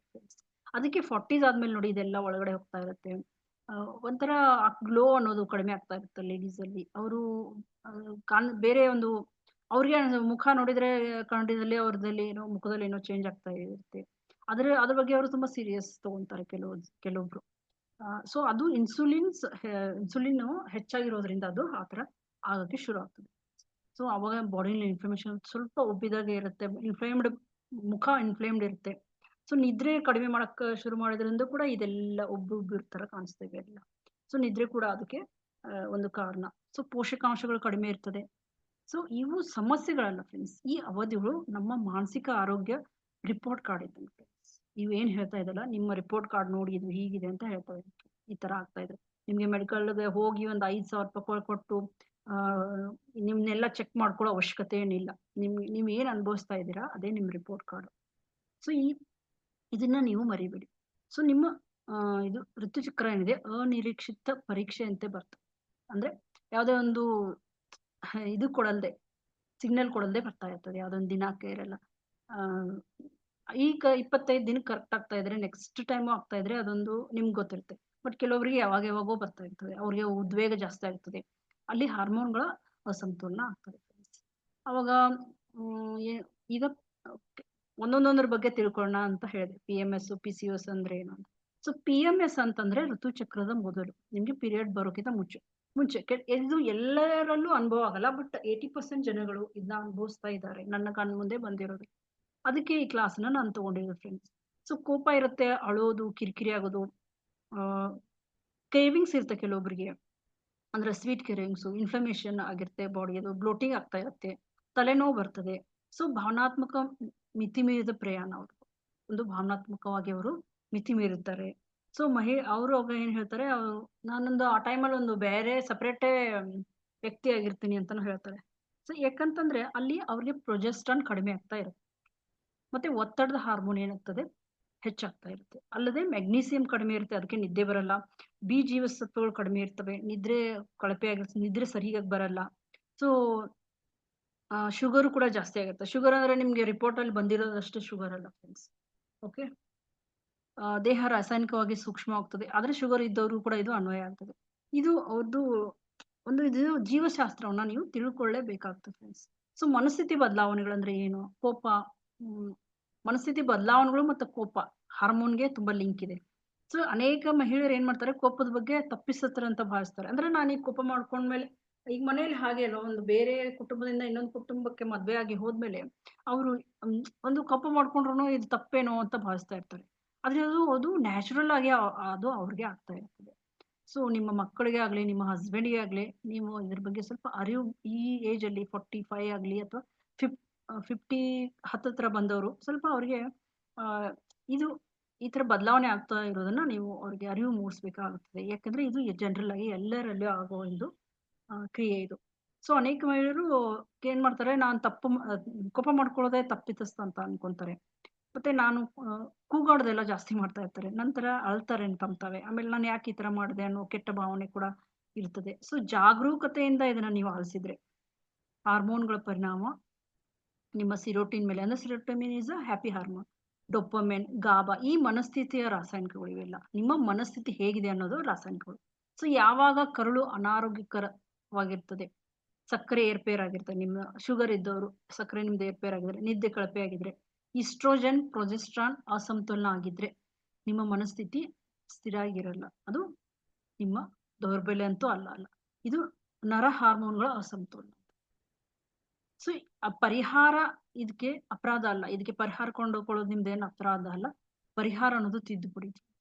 ಸೊ ಇನ್ನ PCOD PCOS ಅದಕ್ಕೆ. ಸೊ ಈ PCOD PCOS ಇದಾರೆ ನಮ್ಮ ಇದರ ಗ್ರೂಪ್ ಅಲ್ಲಿ ಕ್ಲೈಂಟ್ಗಳು, ಅವರು ಇದನ್ನ ಅರ್ಥ ಮಾಡ್ಕೋಬೇಕು. PCOS ತುಂಬಾ ಸಾಮಾನ್ಯವಾಗಿದೆ ಅಂತ ಅನ್ಕೋತೀವಿ, ಆದ್ರೆ ಸ್ಪಷ್ಟವಾಗಿ ಅರ್ಥ ಮಾಡ್ಕೊಳ್ಳಿ. PCOS ಕೇವಲ ಅಂಡಾಶಯ ಸಮಸ್ಯೆ ಅಲ್ಲ, ಇದು ನಿಮ್ಮ ಇನ್ಸುಲಿನ್ ಸಮಸ್ಯೆ, ಉರಿಯೂತದ ಸಮಸ್ಯೆ, ಜೀವನ ಶೈಲಿಯ ಸಮಸ್ಯೆ. ಸೊ ಇನ್ಸುಲಿನ್ ಅಧಿಕ ಇದ್ದಾಗ ದೇಹದ ಕೊಬ್ಬು ಏನಾಗ್ತದೆ, ಅಲ್ಲಿ ಸಂಗ್ರಹಕ್ಕೆ ಶುರು ಆಗ್ತದೆ. ಕೆಲವೊಬ್ಬರಿಗೆ ಸಡನ್ ಆಗಿ ವೇಟ್ ಅರೇಸ್ ಆಗೋದೆಲ್ಲ ಆಗ್ತದೆ. ಸೊ ಅಂಡಾಶಯಗಳು ಗೊಂದಲಕ್ಕೆ ಒಳಗಾಗಿದ್ರೆ ಅಂಡಾಶಯಗಳು ನಿಯಮಿತವಾಗಿ ನಿಲ್ತವೆ, ಅವಾಗ ಅವರಿಗೆ ಬಂಜೆತನ ಅಥವಾ ಮಕ್ಕಳಾಗದೆ ಇರೋದು ಶುರು ಅಂದ್ರೆ ಇದು ಅಸಾಧ್ಯ ಅಂತಲ್ಲ, ಇದನ್ನ ನಾವು ಜೀವನ ಶೈಲಿಯಿಂದ ಖಂಡಿತ ಸರಿ ಮಾಡ್ಕೋಬಹುದು. ಸೊ ಚಕ್ರ ಅವಾಗ ಅವ್ರದ್ದು ಸೈಕಲ್ ಏನಿದೆ ಅಲ್ಲ, ಅದು ಅನಿಯಮಿತ ಆಗಿ ಶುರು ಆಗ್ತದೆ. ಸೊ ಅವಾಗ ಅವ್ರದ್ದು ತೂಕ ಹೆಚ್ಚಾಗ್ಬೋದು, ಮುಖದ ಮೇಲೆ ಚಿಕ್ಕ ಚಿಕ್ಕ ಕೂದಲುಗಳು ಬರ್ತಾ ಇರ್ತವೆ, ಇಲ್ಲಿ ಲಿಪ್ಸ್ ಮೇಲೆ, ಮಚ್ಚಿನ ಮೇಲೆ ಕೂದಲುಗಳು ಬರ್ತಾ ಇರ್ತವೆ. ಸೊ ತೂಕ ಹೆಚ್ಚಾಗೋದು, ಮೊಡವೆ ಹೆಚ್ಚಾಗ್ತದೆ, ಮತ್ತು ಪೀರಿಯಡ್ ಅಂತೂ ಸೈಕಲ್ ಸರಿ ಇರಲ್ಲ. ಆಮೇಲೆ ಈ ಫರ್ಟಿಲಿಟಿ ಕೂಡ ವಿಳಂಬ ಆಗ್ತಾ ಇರ್ತದೆ. ಸೊ ಇದಕ್ಕೆ ಅಂಡಾಶಯನ ಬಲಿಪಶು ಆಗ್ತದೆ. ಸೊ ಮೆಟಾಬಾಲಿಸಮ್ ಏನಿರುತ್ತಲ್ಲ ಅದು ಅಪರಾಧಿ ಅಂತ ಕರ್ಸ್ಕೊಳ್ತದೆ. ಸೊ ನಿಮ್ಮ ಮೆಟಾಬಾಲಿಸಮ್ ಸರಿ ಮಾಡ್ಕೊಳ್ಳೋದು ಕೂಡ ಇದರಲ್ಲಿ ತುಂಬಾ ಇಂಪಾರ್ಟೆಂಟ್. ಇನ್ನು ಥೈರಾಯ್ಡ್ ಮತ್ತೆ ಮಹಿಳೆಯರು ಏಕೆ ಏಕೆ ಥೈರಾಯ್ಡ್ ಮತ್ತೆ ಮಹಿಳೆಯರು ಇದು ಎರಡಕ್ಕೆ ಯಾಕೆ ಸಂಭವಿಸಿದೆ ಅಂತಂದ್ರೆ ಮಹಿಳೆಯರಲ್ಲೇ ಥೈರಾಯ್ಡ್ ಸಮಸ್ಯೆಗಳು ಹೆಚ್ಚು ಫ್ರೆಂಡ್ಸ್. ಜೆಂಟ್ಸ್ ಅಲ್ಲೂ ಇದಾವೆ, ಇಲ್ಲ ಅಂತಲ್ಲ, ಬಟ್ ಮಹಿಳೆಯರಿಗೆ ಜಾಸ್ತಿ ಇರೋದು. ಯಾಕಂತಂದ್ರೆ ಥೈರಾಯ್ಡ್ ಗ್ರಂಥಿಗಳು ಸೂಕ್ಷ್ಮವಾಗಿರ್ತವೆ. ಅವು ಒತ್ತಡ, ಪೌಷ್ಟಿಕಾಂಶದ ಕೊರತೆ, ನಿಮ್ಮ ಕರುಳಿನ ಆರೋಗ್ಯ, ನಿಮ್ಮ ಉರಿಯೂತ ಇರ್ಬೋದು, ನಿಮ್ಮ ಯಕೃತ್ತಿನ ಲಿವರ್ ಕೆಲಸ ಇರ್ಬೋದು. ಯಕೃತ್ತು ಅಧಿಕವಾಗಿದ್ರೆ ಹಾರ್ಮೋನ್ ಪರಿವರ್ತನೆ ಕಳಪೆ ಆಗಿರ್ತದೆ. ಸೊ ಅಂದ್ರೆ ಯಕೃತ್ತಿನಲ್ಲಿ ಸರಿಯಾಗಿ ಅದ್ರ ನಮ್ಮ ಯೋಚನೆಯನ್ನು ಕೂಡ ಲಿವರು ಇದು ಮಾಡುತ್ತೆ, ಫಿಲ್ಟರ್ ಮಾಡುತ್ತೆ. ನೀವು ತುಂಬಾ ಯೋಚನೆಯಲ್ಲಿದ್ರೆ, ಯಾವಾಗಲೂ ಅತಿಯಾದ ಯೋಚನೆ, ಸ್ಟ್ರೆಸ್ ಅಲ್ಲಿ ಇದ್ರೆ ಅದಕ್ಕೂ ಕೂಡ ನಿಮ್ಮ ಲಿವರ್ ಕಾರಣ, ಅದನ್ನು ಕೂಡ ಲಿವರ್ ಫಿಲ್ಟರ್ ಮಾಡ್ತದೆ. ನಿಮ್ಮ ತಿಂದದ ಆಹಾರನ ಮಾತ್ರ ಅಲ್ಲ ಫ್ರೆಂಡ್ಸ್. ಸೊ ಹಾರ್ಮೋನು ಅವಾಗ ಏನಾಗ್ತದೆ, ಯಕೃತ್ತು ಓವರ್ಲೋಡ್ ಆದಾಗ ಏನಾಗ್ತದೆ ಫ್ರೆಂಡ್ಸ್, ಹಾರ್ಮೋನ್ ಪರಿವರ್ತನೆ ಕಳಪೆ ಆಗಿರ್ತದೆ. ಸೊ ಅವಾಗ ನಿಮ್ದು ಗಟ್ ಇಂಬ್ಯಾಲೆನ್ಸ್ ಆಗಿದ್ರೆ ಅಥವಾ ಗಟ್ ಸರಿಯಾಗಿಲ್ಲದೆ ಇದ್ರೆ ಆ ಪೌಷ್ಟಿಕಾಂಶನ ಹೀರಿಕೊಳ್ಳಕ್ಕೆ ಅದು ಸಾಧ್ಯ ಆಗಲ್ಲ. ಸೊ ಒತ್ತಡ ಹೆಚ್ಚಿದ್ರೆ ಅವಾಗ್ಲೇ ಥೈರಾಯ್ಡ್ ಅದು ರಿವರ್ಸ್ ಆಗಲ್ಲ, ನಿಧಾನ. ಒತ್ತಡ ಯಾವಾಗ ಹೆಚ್ಚು ನಿಮ್ಗೆ ಸ್ಟ್ರೆಸ್, ಒತ್ತಡ ಹೆಚ್ಚಿದ್ದಾಗ ಥೈರಾಯ್ಡ್ ಕೂಡ ರಿವರ್ಸ್ ಆಗಲ್ಲ. ಸೊ ಮೇನ್ ಥಿಂಗ್ ಅಂದ್ರೆ ನೀವು ಒತ್ತಡದ ಮೇಲೆ ಅದರಲ್ಲಿ ಗಮನ ಹರಿಸ್ಬೇಕಾಗುತ್ತೆ ಥೈರಾಯ್ಡ್ ಇದ್ದವರು. ನಂತರ ಆಯಾಸ ಆಗಿರ್ಬೋದು, ತೂಕ ಹೆಚ್ಚಾಗ್ಬೋದು, ಖಿನ್ನತೆ, ಕೂದಲು ಉದುರೋದು. ಆಮೇಲೆ ಅವರು ಏನ್ ಮಾಡ್ತಾರೆ, ಟ್ಯಾಬ್ಲೆಟ್ ಮೇಲೆ ಅವಲಂಬಿಸ್ತಾರೆ. ದಿನ ಒಂದು ಬೆಳಗ್ಗೆ ಟ್ಯಾಬ್ಲೆಟ್ ತಗೊಳ್ಳೇಬೇಕು. ಸೊ ಆದ್ರೆ ಜೀವನ ಶೈಲಿಯನ್ನ ಸರಿಪಡಿಸ್ಬೇಕು. ಟ್ಯಾಬ್ಲೆಟ್ ಮೇಲೆ ಟ್ಯಾಬ್ಲೆಟ್ ತಗೊಂಡ್ರೆ ಆಯ್ತು, ನಾನು ಟ್ಯಾಬ್ಲೆಟ್ ಇವತ್ತು ತಗೊಳ್ಳದೇ ಇದ್ರೆ ನನಗೆ ಹೆಚ್ಚಾಗುತ್ತೆ ಅನ್ನೋ ಒಂದು ಅವರಲ್ಲಿ ಹೆದರಿಕೆ ಕಾಡ್ತಾ ಇರ್ತದೆ. ಸೊ ಅವರು ಅವಾಗ ಟ್ಯಾಬ್ಲೆಟ್ ಮೇಲೆ ಅವಲಂಬಿತರಾಗ್ತಾರೆ. So next is fibroid. ಅವು ಯಾಕಾಗ್ತವೆ? ಎಷ್ಟೊಂದು ಜನ ಫೈಬ್ರಾಯ್ಡ್ ಸಮಸ್ಯೆಗಳು ತುಂಬಾ ಇದಾವೆ ಫ್ರೆಂಡ್ಸ್. ಸೊ ಇಸ್ಟ್ರೋಜನ್ ಪ್ರಾಬಲ್ಯ ಇರ್ತದೆ, ಅದಕ್ಕೆ ಟಾಕ್ಸಿನ್ ಓವರ್ಲೋಡ್ ಆಗಿರ್ತದೆ. ಹೆಚ್ಚಾಗಿ ಫೈಬ್ರಾಯ್ಡ್ ಆಗೋದು 40 ಏಜ್ ಆದ್ಮೇಲೆ, ಆಫ್ಟರ್ 40. ಸೊ ಯಾಕಂದ್ರೆ ನೀವು ಮೊದಲಿಂದ ತಿನ್ಕೊಂಡು ಬಂದಿರ್ತೀರಲ್ಲ 40 ಇಯರ್ಸ್ ಅವ್ರಿಗೆ, ಅದು ಓವರ್ಲೋಡ್ ಆಗಿರುತ್ತೆ. ಯಕೃತ್ ಸರಿಯಾಗಿ ಇದು ನಿರ್ವಿಷೀಕರಣ ಆಗಿರಲ್ಲ, ಅಂದ್ರೆ ಡಿಟಾಕ್ಸ್ ಆಗಿರಲ್ಲ. ಇದು ಕೂಡ ಎಸ್ಟ್ರೋಜನ್ ಟಾಕ್ಸಿನ್ ಓವರ್ಲೋಡ್ ಆದಾಗ ಕೂಡ ಏನಾಗುತ್ತದೆ, ನಿಮ್ಗೆ ಥೈರಾಯ್ಡ್ ಆಗೋ ಸಾಧ್ಯತೆ ಇರ್ತದೆ. ಸೊ ಯಕೃತ್ತು ನಿರ್ವಿಷೀಕರಣ ತುಂಬಾ ಮುಖ್ಯ. ಸೊ ಅದು ದೌರ್ಬಲ್ಯ ಅಲ್ಲ. ಸೊ ದೀರ್ಘಕಾಲದ ಉರಿಯೂತ ಕೂಡ. ಸೊ ಇಸ್ಟ್ರೋಜನ್ ಓವರ್ಲೋಡ್ ಆಗಕ್ಕೆ ಮೂಲ ಕಾರಣ ಏನಂತಂದ್ರೆ ಪ್ಲಾಸ್ಟಿಕ್ಗಳು ಫ್ರೆಂಡ್ಸ್. ಇಸ್ಟ್ರೋಜನ್ ಓವರ್ಲೋಡ್ ಆದಾಗ್ಲೇ ನಿಮ್ಮಲ್ಲಿ ಫೈಬ್ರಾಯ್ಡ್ ಆಗುತ್ತೆ. ಸೊ ಅದಕ್ಕೆ ಮೂಲ ಕಾರಣ ಏನಂತಂದ್ರೆ ಪ್ಲಾಸ್ಟಿಕ್ ನಲ್ಲಿ ಬಳಕೆಗಳು, ಆಮೇಲೆ ಈ ಕಾಸ್ಮೆಟಿಕ್ಸ್ ಯೂಸ್ ಮಾಡ್ತಾರ ನೋಡಿ, ಅದು ಕಾರಣ. ಕೀಟನಾಶಕಗಳು, ಅಂದ್ರೆ ನಿಮ್ಮ ಫುಡ್ ಅಲ್ಲಿ ಹಾಕೋ ಕೀಟನಾಶಕಗಳು, ಆಮೇಲೆ ಹಾರ್ಮೋನ್ ಇಂಜೆಕ್ಟ್ ಮಾಡಿದ ಆಹಾರಗಳು. ಫಾರ್ ಎಕ್ಸಾಂಪಲ್ ಈ ಚಿಕನ್ಗೆಲ್ಲ ಹಾರ್ಮೋನ್ ಇಂಜೆಕ್ಟ್ ಮಾಡಿರ್ತಾರೆ, ಕೌಗೆಲ್ಲ ಇಂಜೆಕ್ಟ್ ಮಾಡಿರ್ತಾರೆ. ಅಂತ ಆಹಾರಗಳನ್ನ ತಿನ್ನೋದ್ರಿಂದ ಈ ಮಹಿಳೆಯರಲ್ಲಿ ಈ ಸಮಸ್ಯೆಗಳು ಹೆಚ್ಚು. ಬೊಜ್ಜು, ಆಮೇಲೆ ಯಕೃತ್ತು ಹೆಚ್ಚುವರಿ ಇಸ್ಟ್ರೋಜನ್ ಅನ್ನ ಅವಾಗ ಏನಾಗುತ್ತೆ, ನಮ್ಮ ಯಕೃತ್ತಿಗೆ ತುಂಬಾ ಓವರ್ಲೋಡ್ ಆಗಿ ಶುರು ಆಗುತ್ತೆ. ಆ ತರ ಎಲ್ಲ ನಾವು ಇಂಜೆಕ್ಟ್ ಮಾಡಿದ್ರು ಎಲ್ಲ ತಿಂತಾ ಇದ್ರೆ ನಮ್ಮ ಲಿವರ್ ಓವರ್ಲೋಡ್ ಆಗಿಬಿಡ್ತದೆ. ಸೊ ಅದನ್ನ ಅದು ಒಂದು ಡಿಟಾಕ್ಸ್ ಮಾಡಕ್ಕೆ, ತೆರವುಗೊಳಿಸಕ್ಕೆ ಸಾಧ್ಯ ಆಗಲ್ಲ. ಆಗ ಅಂಗಾಂಶ ಬೆಳವಣಿಗೆ ಹೆಚ್ಚಾಗ್ತದೆ. ಅಲ್ಲಿ ಕೆಲವೊಬ್ಬರಿಗೆ ಫ್ಯಾಟಿ ಲಿವರ್ ಆಗೋ ಚಾನ್ಸಸ್ ಇರುತ್ತೆ ಅವ್ರಿಗೆ. ಸೊ ದೇಹ ನಿಮ್ಮ ಮೇಲೆ ಅವಾಗ ದಾಳಿ ಮಾಡಲ್ಲ ಫ್ರೆಂಡ್ಸ್. ದೇಹ ಓವರ್ಲೋಡ್ ಆಗಿದೆ ಅನ್ನೋದನ್ನ ನಿಮ್ಗೆ ಅದು ಒಂದು ಓವರ್ಲೋಡ್ ಅನ್ನ ಸಂಗ್ರಹಿಸ್ತಾ ಇರ್ತದೆ. ಅದನ್ನ ನಿಮ್ಗೆ ಅದು ಎಚ್ಚರಿಕೆ ಕೊಡ್ತದೆ ಅಷ್ಟೇ. ಸೊ ಅವಾಗ ನಿಮ್ಗೆ ಏನಾಗ್ತದೆ, ಪಂಜೆತನ ಕಾಡ್ತದೆ, ಅಂದ್ರೆ ಮಕ್ಕಳಾಗದೇ ಇರೋದು, ಫಲವತ್ತತೆ ಸಮಸ್ಯೆಗಳಾಗ್ತವೆ. ಆಧುನಿಕ ಇದು ಒಂದು ವಾಸ್ತವದ ಸತ್ಯ. ಇದು ತುಂಬಾ ಫಲವತ್ತತೆ, ಅದಕ್ಕೆ ಹಾಸ್ಪಿಟಲ್ಸ್, ಫರ್ಟಿಲಿಟಿ ಹಾಸ್ಪಿಟಲ್ಸ್ ಅಷ್ಟೊಂದಾಗಿರೋದು. ಸೊ ಬಂಜೆತನ ಯಾಕೆ ಹೆಚ್ಚುತ್ತಾ ಇದೆ ಅಂತಂದ್ರೆ, ದೇಹವು ಗರ್ಭಧಾರಣೆಯ ಮೊದಲು, ತುಂಬಾ ಇಂಪಾರ್ಟೆಂಟ್. ಯಾರಿಗೆ ಇದು ಪ್ರಾಬ್ಲಮ್ ಇದೆ, ನಮ್ಮ ಗ್ರೂಪ್ ಅಲ್ಲಿ ಇದ್ದಾರೆ ಈ ಜನ. ಸೊ ಅವರು ಅರ್ಥ ಮಾಡ್ಕೊಳ್ಳಿ, ಬಂಜೆತನ ಯಾಕೆ ಹೆಚ್ಚುತ್ತೆ. ಯಾಕಂದ್ರೆ ದೇಹವು ಗರ್ಭಧಾರಣೆಯ ಮೊದಲು, ಅಂದ್ರೆ ನೀವು ಪ್ರೆಗ್ನೆನ್ಸಿ ಆಗೋಕ್ಕಿಂತ ಮುಂಚೆ ಸುರಕ್ಷತೆಯನ್ನ ಪರಿಶೀಲಿಸ್ತದೆ. ನೋಡಿ ಅದು ಎಷ್ಟು ಇಂಟೆಲಿಜೆಂಟ್ ಇದೆ. ನಮ್ಮ ದೇಹ ತುಂಬಾನೇ ಇಂಟೆಲಿಜೆಂಟ್ ಇದೆ ಫ್ರೆಂಡ್ಸ್. ದೇಹ, ನೀವು ಒತ್ತಡಕ್ಕೊಳಗಾಗಿದ್ದೀರಾ, ಕಳಪೆ ಪೋಷಣೆ ಇದೆಯಾ, ವಿಷದ ಹೊರೆ ಇದೆಯಾ, ನಿದ್ರೆ ಚೆನ್ನಾಗಿಲ್ವಾ, ನಿಮ್ದು ಉರಿಯೂತ ಹೆಚ್ಚಾಗ್ತಾ ಇದೆಯಾ, ಉರಿಯೂತ ಹೆಚ್ಚಾಗ್ತಾ ಇದೆಯಾ, ಅವಾಗ ಏನಾಗ್ತದೆ, ನಿಮ್ಗೆ ದೇಹ ಹೇಳ್ತದೆ ಮಗುವಿಗೆ ಇದು ಸುರಕ್ಷಿತ ಅಲ್ಲ ಅಂತ ಹೇಳ್ತದೆ. ಆವಾಗ್ಲೇ ಅದು ನಿಮ್ಗೆ ಸುರಕ್ಷಿತ ಇಲ್ಲ ಅನ್ನೋದು ಒಂದು ಹಿಂಟನ್ನ ಆ ರೀತಿ ಕೊಡ್ತದೆ. ನಿಮ್ಗೆ ಇವಾಗ ಮಕ್ಕಳ ಆಗಕ್ಕಾಗಲ್ಲ ಅಂತ ನಿಮ್ಗೆ ಅದು ಹಿಂಟ್ ಕೊಡ್ತದೆ ಫ್ರೆಂಡ್ಸ್. ನೀವು ಅದನ್ನ ತಪ್ಪಾಗಿ ಭಾವಿಸ್ಬಾರ್ದು. ನಮ್ ಮಕ್ಕಳೇ ಆಗಲ್ಲ ಅನ್ನೋ ಭಾವಿಸ್ಬಾರ್ದು ಅದು. ಸೊ ಸಂತಾನೋತ್ಪತ್ತಿಗೆ ನಿಮ್ಮ ದೇಹ ಏನಿದೆ ಅದು ಇದು ಸರಿಯಾದ ಸಮಯ ಅಲ್ಲ ಅನ್ನೋದನ್ನ ಹೇಳ್ಕೊಡ್ತಾ ಇದೆ ಫ್ರೆಂಡ್ಸ್. ಸೊ ಸಂತಾನೋತ್ಪತ್ತಿ ಒಂದು ಐಷಾರಾಮಿ ಕಾರ್ಯ. ಸೊ ಅದನ್ನ ಅರ್ಥ ಮಾಡ್ಕೋಬೇಕು. ಅದಕ್ಕೆ ಸುರಕ್ಷಿತವಾದ ಸ್ಥಳ ಬೇಕು. ಸೊ ಬದುಕುಳಿಕೆಗಾಗಿ, ಅಂದ್ರೆ ಸರ್ವೈವಲ್ಗೋಸ್ಕರ ಆದ್ಯತೆಯು ಅದು ಅಲ್ಲ. ನಾವು ಈಗ ಮನೆಯಲ್ಲಿ ಫೋರ್ಸ್ ಮಾಡ್ತಾ ಇರ್ತಾರೆ, ನೀವು ಮಕ್ಕಳಾಗಿಲ್ಲ ಅಂತ ಇರ್ತಾರೆ. ನೀವು ಏನೇ ಆಗ್ಲಿ, ನಿಮ್ಗೆ ಹೇಗೆ ಆಗ್ಲಿ ನೀವು ಮಕ್ಕಳು ಮಾಡ್ಕೋಬೇಕು ಅನ್ಕೊಂತಿರ್ತೀರ. ಬಟ್ ನಿಮ್ಮ ದೇಹ ಅದಕ್ಕೆ ಸಿದ್ಧವಾಗಿದೆಯಾ ಇಲ್ಲ ಅನ್ನೋದನ್ನ ಅರ್ಥ ಮಾಡ್ಕೋಬೇಕು. ಸೊ ಫಲವತ್ತತೆ ಯಾವಾಗ ಸುಧಾರಿಸ್ತದೆ ಅಂತಂದ್ರೆ ನಿಮ್ಮ ಚಯಾಪಚಯ ಗುಣವಾದಾಗ, ಕರಳು ಗುಣವಾದಾಗ, ಉರಿಯೂತ ಕಡಿಮೆ ಆದಾಗ, ನಿಮ್ಮ ಬಾಡಿನಲ್ಲಿ ಒತ್ತಡ ಕಡಿಮೆ ಆದಾಗ. ನಿಮ್ಗೆ 1 ವರ್ಷ ಆದ್ಮೇಲೆ ಮಗು ಬೇಕು ಅಂತಂದ್ರೆ ಇವಾಗಿಂದ ನೀವು ಸ್ಟಾರ್ಟ್ ಮಾಡ್ಬೇಕು. ನಿಮ್ಮ ಬಾಡಿ ಹೇಗಿದೆ, ನನ್ ಬಾಡಿನ ಮೊದ್ಲು ನಿಮ್ದು ಸರಿ ಮಾಡ್ಕೋಬೇಕು. ಯಾಕಂದ್ರೆ ಅದು ಒಂದು ಜಾಗ ಅದಕ್ಕೆ. ಸೊ ಆಮೇಲೆ ನೀವು ಸಡನ್ ಆಗಿ ಅದರ ಬಗ್ಗೆ ಥಿಂಕ್ ಮಾಡೋದಲ್ಲ. ಸೊ ಕರಳು ಗುಣವಾಗ್ತದೆ, ಉರಿಯೂತ ಕಡಿಮೆ ಆಗ್ತದೆ, ಒತ್ತಡ ಕಡಿಮೆ ಆಗ್ತದೆ. ಸೊ ಅವಾಗ ಫಲವತ್ತತೆಯ ಸುಧಾರಿಸೋದು. ಸೊ ತೂಕ ಸಾಮಾನ್ಯ ಆಗ್ತದೆ. ಆವಾಗ ನೀವು ಅದ್ರ ಬಗ್ಗೆ ಥಿಂಕ್ ಮಾಡ್ಬೇಕು. ಆದ್ರೆ ನಾವು ಏನ್ ಮಾಡ್ತೀವಿ ಅಂದ್ರೆ ಮಗುವಿನ ಕೋಣೆ, ಮಗುವಿನ ಬಟ್ಟೆಗಳು, ಮಗುವಿನ ಹೆಸರುಗಳನ್ನೆಲ್ಲ ಸಿದ್ಧಪಡಿಸ್ತೀವಿ. ಆದ್ರೆ ಮಗುವಿನ ದೇಹವನ್ನು ಸಿದ್ಧಪಡಿಸಕ್ಕೆ ನಾವು ಮರಿತೀವಿ. ಓಕೆ. ಇನ್ನು ಮೆನಪಾಸ್ ತಪ್ಪು ಹಂತ ಅಂತಂದ್ರೆ ಏನೇ ಗೊತ್ತಾ, ಈ ಋತು ಬಂದ ಅಂದ್ರೆ ಮೆನಪಾಸ್. ಓಕೆ. ಇದು ನಿಮ್ದು ಸೈಕಲ್ ನಿಲ್ಲೋ ಸಮಯ. ಸೊ ಇದು ಒಂದು ರೋಗ ಅಲ್ಲ, this is not a disease. ಇದು ಹಾರ್ಮೋನ್ಗಳ ಪರಿವರ್ತನೆ. ಆದ್ರೆ ಇದು ಒಂದು ಡಿಸೀಸ್ ಅಂತ ಭಾವನೆ ಆಗ್ತದೆ ಫ್ರೆಂಡ್ಸ್. ಹಾಸ್ಪಿಟಲ್ಗೆ ಹೋಗೋದು ಬರೋದು, ನಂಗೆ ಹಂಗಾಗ್ತಾ ಇದೆ ಅಂತ ಹೇಳೋದು, ಇದೊಂದು ಆಗ್ತಾ ಇದೆ ಈ ತರ. ಯಾಕಂದ್ರೆ ಮಹಿಳೆಯರು ಋತುಬಂಧಕ್ಕೆ ಪ್ರವೇಶಿಸುವ ಸಮಯ ಅವ್ರ ಬಾಡಿನಲ್ಲಿ ಉರಿಯುತ್ತಾ ಇರುತ್ತೆ, ಹೆಚ್ಚಿನ ಒತ್ತಡ ಇರುತ್ತೆ, ನಿದ್ರೆ ಸರಿಯಾಗಿರಲ್ಲ, ಕಳಪೆ ಪೋಷಕಾಂಶಗಳು ಸರಿ ಇರಲ್ಲ. ಯಾಕಂದ್ರೆ ಕೆಲವೊಬ್ಬರಿಗೆ ಸಡನ್ ಆಗಿ ನಿಂತು ಬಿಡುತ್ತೆ, ಯಾವ್ದು ಹಿಂಟ್ ಕೊಡಲ್ಲ, ಯಾವ್ದು ಏನು ತೊಂದರೆ ಮಾಡಲ್ಲ, ಸಡನ್ ಆಗಿ ಸ್ಟಾಪ್ ಆಗ್ಬಿಡುತ್ತೆ.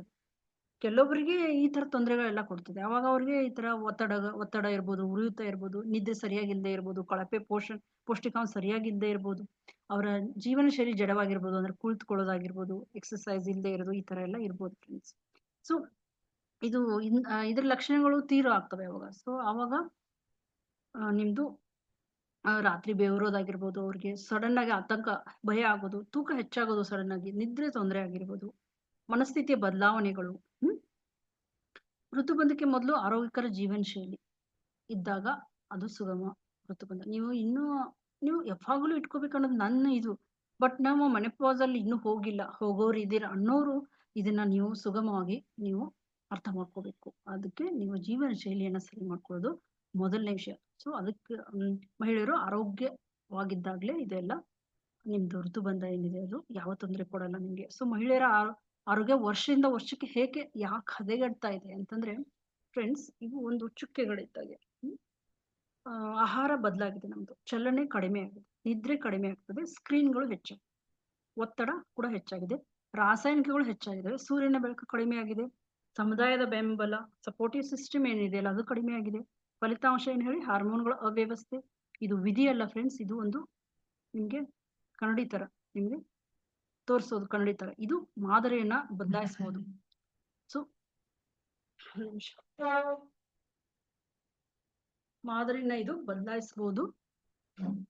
ಮತ್ತೆ ಪ್ರಮುಖವಾಗಿ ಹೇಳ್ಬೇಕು ಅಂತಂದ್ರೆ ಈ ಲಕ್ಷಣಗಳು ಶತ್ರು ಅಲ್ಲ, ಅವು ದೇಹದ ಸಂದೇಶಗಳು. ನಿಮ್ಗೆ ಯಾವ ಲಕ್ಷಣಗಳು ಅಂದ್ರೆ ನಿಮ್ಗೆ ಸರಿ ಮಾಡ್ಕೊಳ್ಳಿ ಅನ್ನೋ ಒಂದು ಸಂದೇಶ ಕೊಡ್ತಾ ಇದೆ. ನೋವುನು ಒಂದು ಸಂದೇಶ, ಅನಿಯಮಿತ ಚಕ್ರ ಅದು ಒಂದು ಸಂದೇಶನ, ಮನಸ್ಥಿತಿ ಬದಲಾವಣೆಗಳು ಅದು ಒಂದು ಸಂದೇಶನ ಫ್ರೆಂಡ್ಸ್. ಸೊ ತೂಕ ಹೆಚ್ಚಾಗೋದು ಒಂದು ಸಂದೇಶ. ನೀವು ಸಂದೇಶವನ್ನ ಮಾತ್ರ ಮೌನಗೊಳಿಸಿದ್ರೆ ಸಮಸ್ಯೆ ಮೌನವಾಗಿ ಬೆಳೀತದೆ, ಸಮಸ್ಯೆ ಕೂಡ ಅಷ್ಟೇ ಮೌನವಾಗಿ ಬೆಳೀತದೆ. ಪರಿಹಾರ ಇದಕ್ಕೆ ನಾವು ಕೊಂಡ್ಕೊಳ್ಳೋ ಒಂದು ಇವಾಗ ಟೈಮ್ ಬಂದಿದೆ. ಸೊ ಈಗ ನಾವು ಸ್ಪಷ್ಟವಾಗಿ ಅರ್ಥ ಮಾಡ್ಕೊಳ್ತಾ ಇದೀವಿ ಏನಾಗ್ತಾ ಇದೆ ಮಹಿಳೆಯ ದೇಹದಲ್ಲಿ, ಅದು ಏನ್ ನಡೀತಾ ಇದೆ, ವಿಭಿನ್ನ ಸಮಸ್ಯೆಗಳು. ಅಂದ್ರೆ ಈಗ PMS, PCOS, PCOD ಇವೆಲ್ಲ ಅರ್ಥ ಮಾಡ್ಕೊಂಡ್ವಿ. ಬಂಜೆತನ ಇವೆಲ್ಲ ಯಾಕಾಗುತ್ತೆ ಅಂತ. ಈ ವಿಭಿನ್ನ ಸಮಸ್ಯೆಗಳು ಹೇಗೆ ಒಂದಕ್ಕೊಂದು ಸಂಪರ್ಕಗೊಂಡಿವೆ ಮತ್ತು ಮಾತ್ರೆಗಳು ಸಾಕಾಗಲ್ಲ ಯಾಕೆ, ಮೂಲ ಕಾರಣ, ವಿಧಾನ ಅಂತ ಅರ್ಥ ಮಾಡ್ಕೊಳ್ಳಿ. ಇನ್ನ ನಾವು ಕೊನೆ ಭಾಗಕ್ಕೆ ಬರ್ತಾ ಇದ್ದೇವೆ. ಏನ್ ಹೇಳಿ, ಭಾಗ 3 ಇದು. ಇದರಲ್ಲಿ ನಾವು ಸಮಗ್ರ ಒಂದು ಮೂಲ ಕಾರಣ ಏನಿದೆ ಅಲ್ಲ, ನಾನು ಹೇಳಿದೆ ನಿಮ್ಗೆ ಹಿಂದಿನ ಜೀವನ ಶೈಲಿ ಇವತ್ತಿನ ಜೀವನ ಶೈಲಿ ಹೇಗಿತ್ತು ಅಂತ, ಅದನ್ನ ತಿದ್ದುಪಡಿ ಮಾಡೋಣ. ದೈಹಿಕ ತಂತ್ರಗಳು, ಮಾನಸಿಕ ತಂತ್ರಗಳ ಬಗ್ಗೆ ತಿಳ್ಕೊಳ್ಳೋಣ. ಭಾವನಾತ್ಮಕ ಚಿಕಿತ್ಸೆ, ಸಾಮಾಜಿಕ ಬೆಂಬಲದ ಅಭ್ಯಾಸಗಳು, ಆಧ್ಯಾತ್ಮಿಕ ಸಮತೋಲನ ಹೇಗಿರಬೇಕು, ನಿಮ್ದು ಪೂರ್ಣ ಆಹಾರದ ಒಂದು ಚೌಕಟ್ಟು ಹೇಗಿರ್ಬೇಕು, ಹಾರ್ಮೋನ್, ಕೆಲವು ಡ್ರಿಂಕ್ಸ್ ಗಳನ್ನ ಹೇಳ್ತೀನಿ ನಿಮ್ಗೆ ಯಾವ ರೀತಿ ಕುಡಿಬೇಕು ಅನ್ನೋದು. ಆಮೇಲೆ ಇನ್ನು ಏನಂತಂದ್ರೆ ಹಾರ್ಮೋನ್ ಒಂದು ಪೌಡರ್ ಇದೆ, how to you can make it at your home only. So ದೈನಂದಿನ ದಿನಚರಿ ನಿಮ್ದು ಹೇಗಿರ್ಬೇಕು, ಸೊ ಹಂತದ ಹಾರ್ಮೋನ್ ಒಂದು ರೀಸೆಟ್ ಮಾಡ್ಕೋ ವ್ಯವಸ್ಥೆ ಅಂತಾನೆ ಹೇಳ್ಬೋದು. ಸೊ ಈಗ ನಾವು ನಿಮ್ಗೆ ಈಗ ಏನ್ ಅರ್ಥ ಆಗಿದೆ? ಈಗ ನನ್ಗೆ ಒಂದು ನಿಮ್ಗೆ ಅನ್ಸ್ಬೋದು ಈಗ ಒಂದ್ ಸ್ವಲ್ಪ ಅರ್ಥ ಆಗಿದೆ ಅಂತ ಅನ್ಸ್ತಾ ಇದೆಯಲ್ವಾ? ಸೊ ಒಂದು ಭರವಸೆ ಬಂದಿದೆ ನಿಮ್ಗೆ. ಈಗ ನಿಮ್ಮ ಬಳಿ ಒಂದು ಯೋಜನೆ ಇದೆ, ಏನಾಗ್ತಾ ಇದೆ, ಯಾಕೆ ಆಗ್ತಾ ಇದೆ ಅನ್ನೋದು ನಿಮ್ಗೆ ಗೊತ್ತಾಯ್ತು. ಸೊ ಈಗ ಒಂದು ಯೋಜನೆ ಇದ್ದಂಗೆ ನಿಮ್ಗೆ. ಸೊ ಇದನ್ನ ನೀವು ಏನ್ ಮಾಡ್ಬೇಕು ಅಂತಂದ್ರೆ, ಹೇಗೆ ಇದನ್ನ ನಾವು ಸರಿ ಮಾಡ್ಕೋಬೇಕು ಅನ್ನೋದರ ಬಗ್ಗೆ ನಿಮ್ಗೆ ಸ್ಪಷ್ಟವಾಗಿ ಈಗ ಅರ್ಥ ಆಗುತ್ತೆ. ಸೊ ಯಾಕಂದ್ರೆ ಹಾರ್ಮೋನ್ಗಳು ನಿಮ್ದು ಶತ್ರು ಅಲ್ಲ, ಅವು ನಿಮ್ಮ ಬುದ್ಧಿ, ಅವು ಹೆಚ್ಚು ಬುದ್ಧಿವಂತರವು. ನೀವು ದೇಹವನ್ನು ಬೆಂಬಲಿಸಿದಾಗ ಅವು ನಿಮ್ಮನ್ನ ಕೂಡ ಬೆಂಬಲಿಸ್ತವೆ. ಹಾರ್ಮೋನ್ಗಳು ಅವು ಬ್ರೇಕ್ ಡೌನ್ ಆಗಿಲ್ಲ, ಅವು ನೀವು ನಿಮ್ಗೋಸ್ಕರ ಕಾಯ್ತಾ ಇದ್ದಾವೆ, ನಿಮ್ಮ ಸಹಕಾರಕ್ಕೆ ಕಾಯ್ತಾ ಇದ್ದಾವೆ. ಸೊ ದೈಹಿಕವಾಗಿ, ಮಾನಸಿಕವಾಗಿ, ಭಾವನಾತ್ಮಕ, ಸಾಮಾಜಿಕವಾಗಿ, ಆಧ್ಯಾತ್ಮಿಕವಾಗಿ ನೀವು ಆಹಾರವನ್ನು ಮಾತ್ರ ಸರಿಪಡಿಸದೆ ಭಾಗಶಃ ಫಲಿತಾಂಶ ಸಿಗಲ್ಲ. ನೀವು ಒತ್ತಡವನ್ನು ಮಾತ್ರ ಸರಿಪಡಿಸದೆ ಭಾಗಶಃ ಫಲಿತಾಂಶ ಸಿಗಲ್ಲ. ಇವು ಎಲ್ಲವೂ 5 ಪಿಲ್ಲರ್ಗಳು. 5 ಪಿಲ್ಲರ್ಗಳು ಯಾವುದು ಅಂತಂದ್ರೆ, ನೀವು ಭಾವನಾತ್ಮಕವಾಗಿ, ದೈಹಿಕವಾಗಿ, ಸಾಮಾಜಿಕವಾಗಿ, ಆಧ್ಯಾತ್ಮಿಕವಾಗಿ, ಇವು ಎಲ್ಲವೂ 5 ಪಿಲ್ಲರ್ಗಳು ಒಳಗೊಂಡಾಗ ನಿಮ್ಮ ಹಾರ್ಮೋನ್ ಬ್ಯಾಲೆನ್ಸ್ ಚೆನ್ನಾಗಾಗುತ್ತೆ. ಓಕೆ, ಸೊ ಆ ಕಂಬಗಳು ಒಂದೊಂದಾಗಿ ಹೇಳ್ತೀನಿ, ಏನಂತ ತಿಳ್ಕೊಳ್ಳಿ. ಸೊ ಇವೆಲ್ಲ ಹೊಂದಿಕೊಂಡಾಗ ಮಾತ್ರ ನಿಮ್ದು ಹಾರ್ಮೋನ್ ಬ್ಯಾಲೆನ್ಸ್ ಆಗ್ತದೆ. ಮೊದಲನೇದಾಗಿ ದೈಹಿಕ ಹಾರ್ಮೋನ್ ಗುಣಪಡಿಸೋಕೆ, ಅಂದ್ರೆ ದೈಹಿಕವಾಗಿ ನಿಮ್ಮ ಗುಣಪಡಿಸೋಕೆ ದೈಹಿಕವಾಗಿ ನಿಮ್ಮ ಹೇಗೆ ಇರಬೇಕು ನೀವು. ಸೊ 25-30 ವರ್ಷಗಳ ಕಾಲ ವರ್ಷ ಒಂದ್ ನಿಮಿಷ. ಹಲೋ, ಮಾಡ್ತೇನೆಗಪ್ಪ, ಒಂದು 10-15 ನಿಮಿಷ ಆದ್ಮೇಲೆ. ಅನ್ನ ಸಾಂಬಾರು.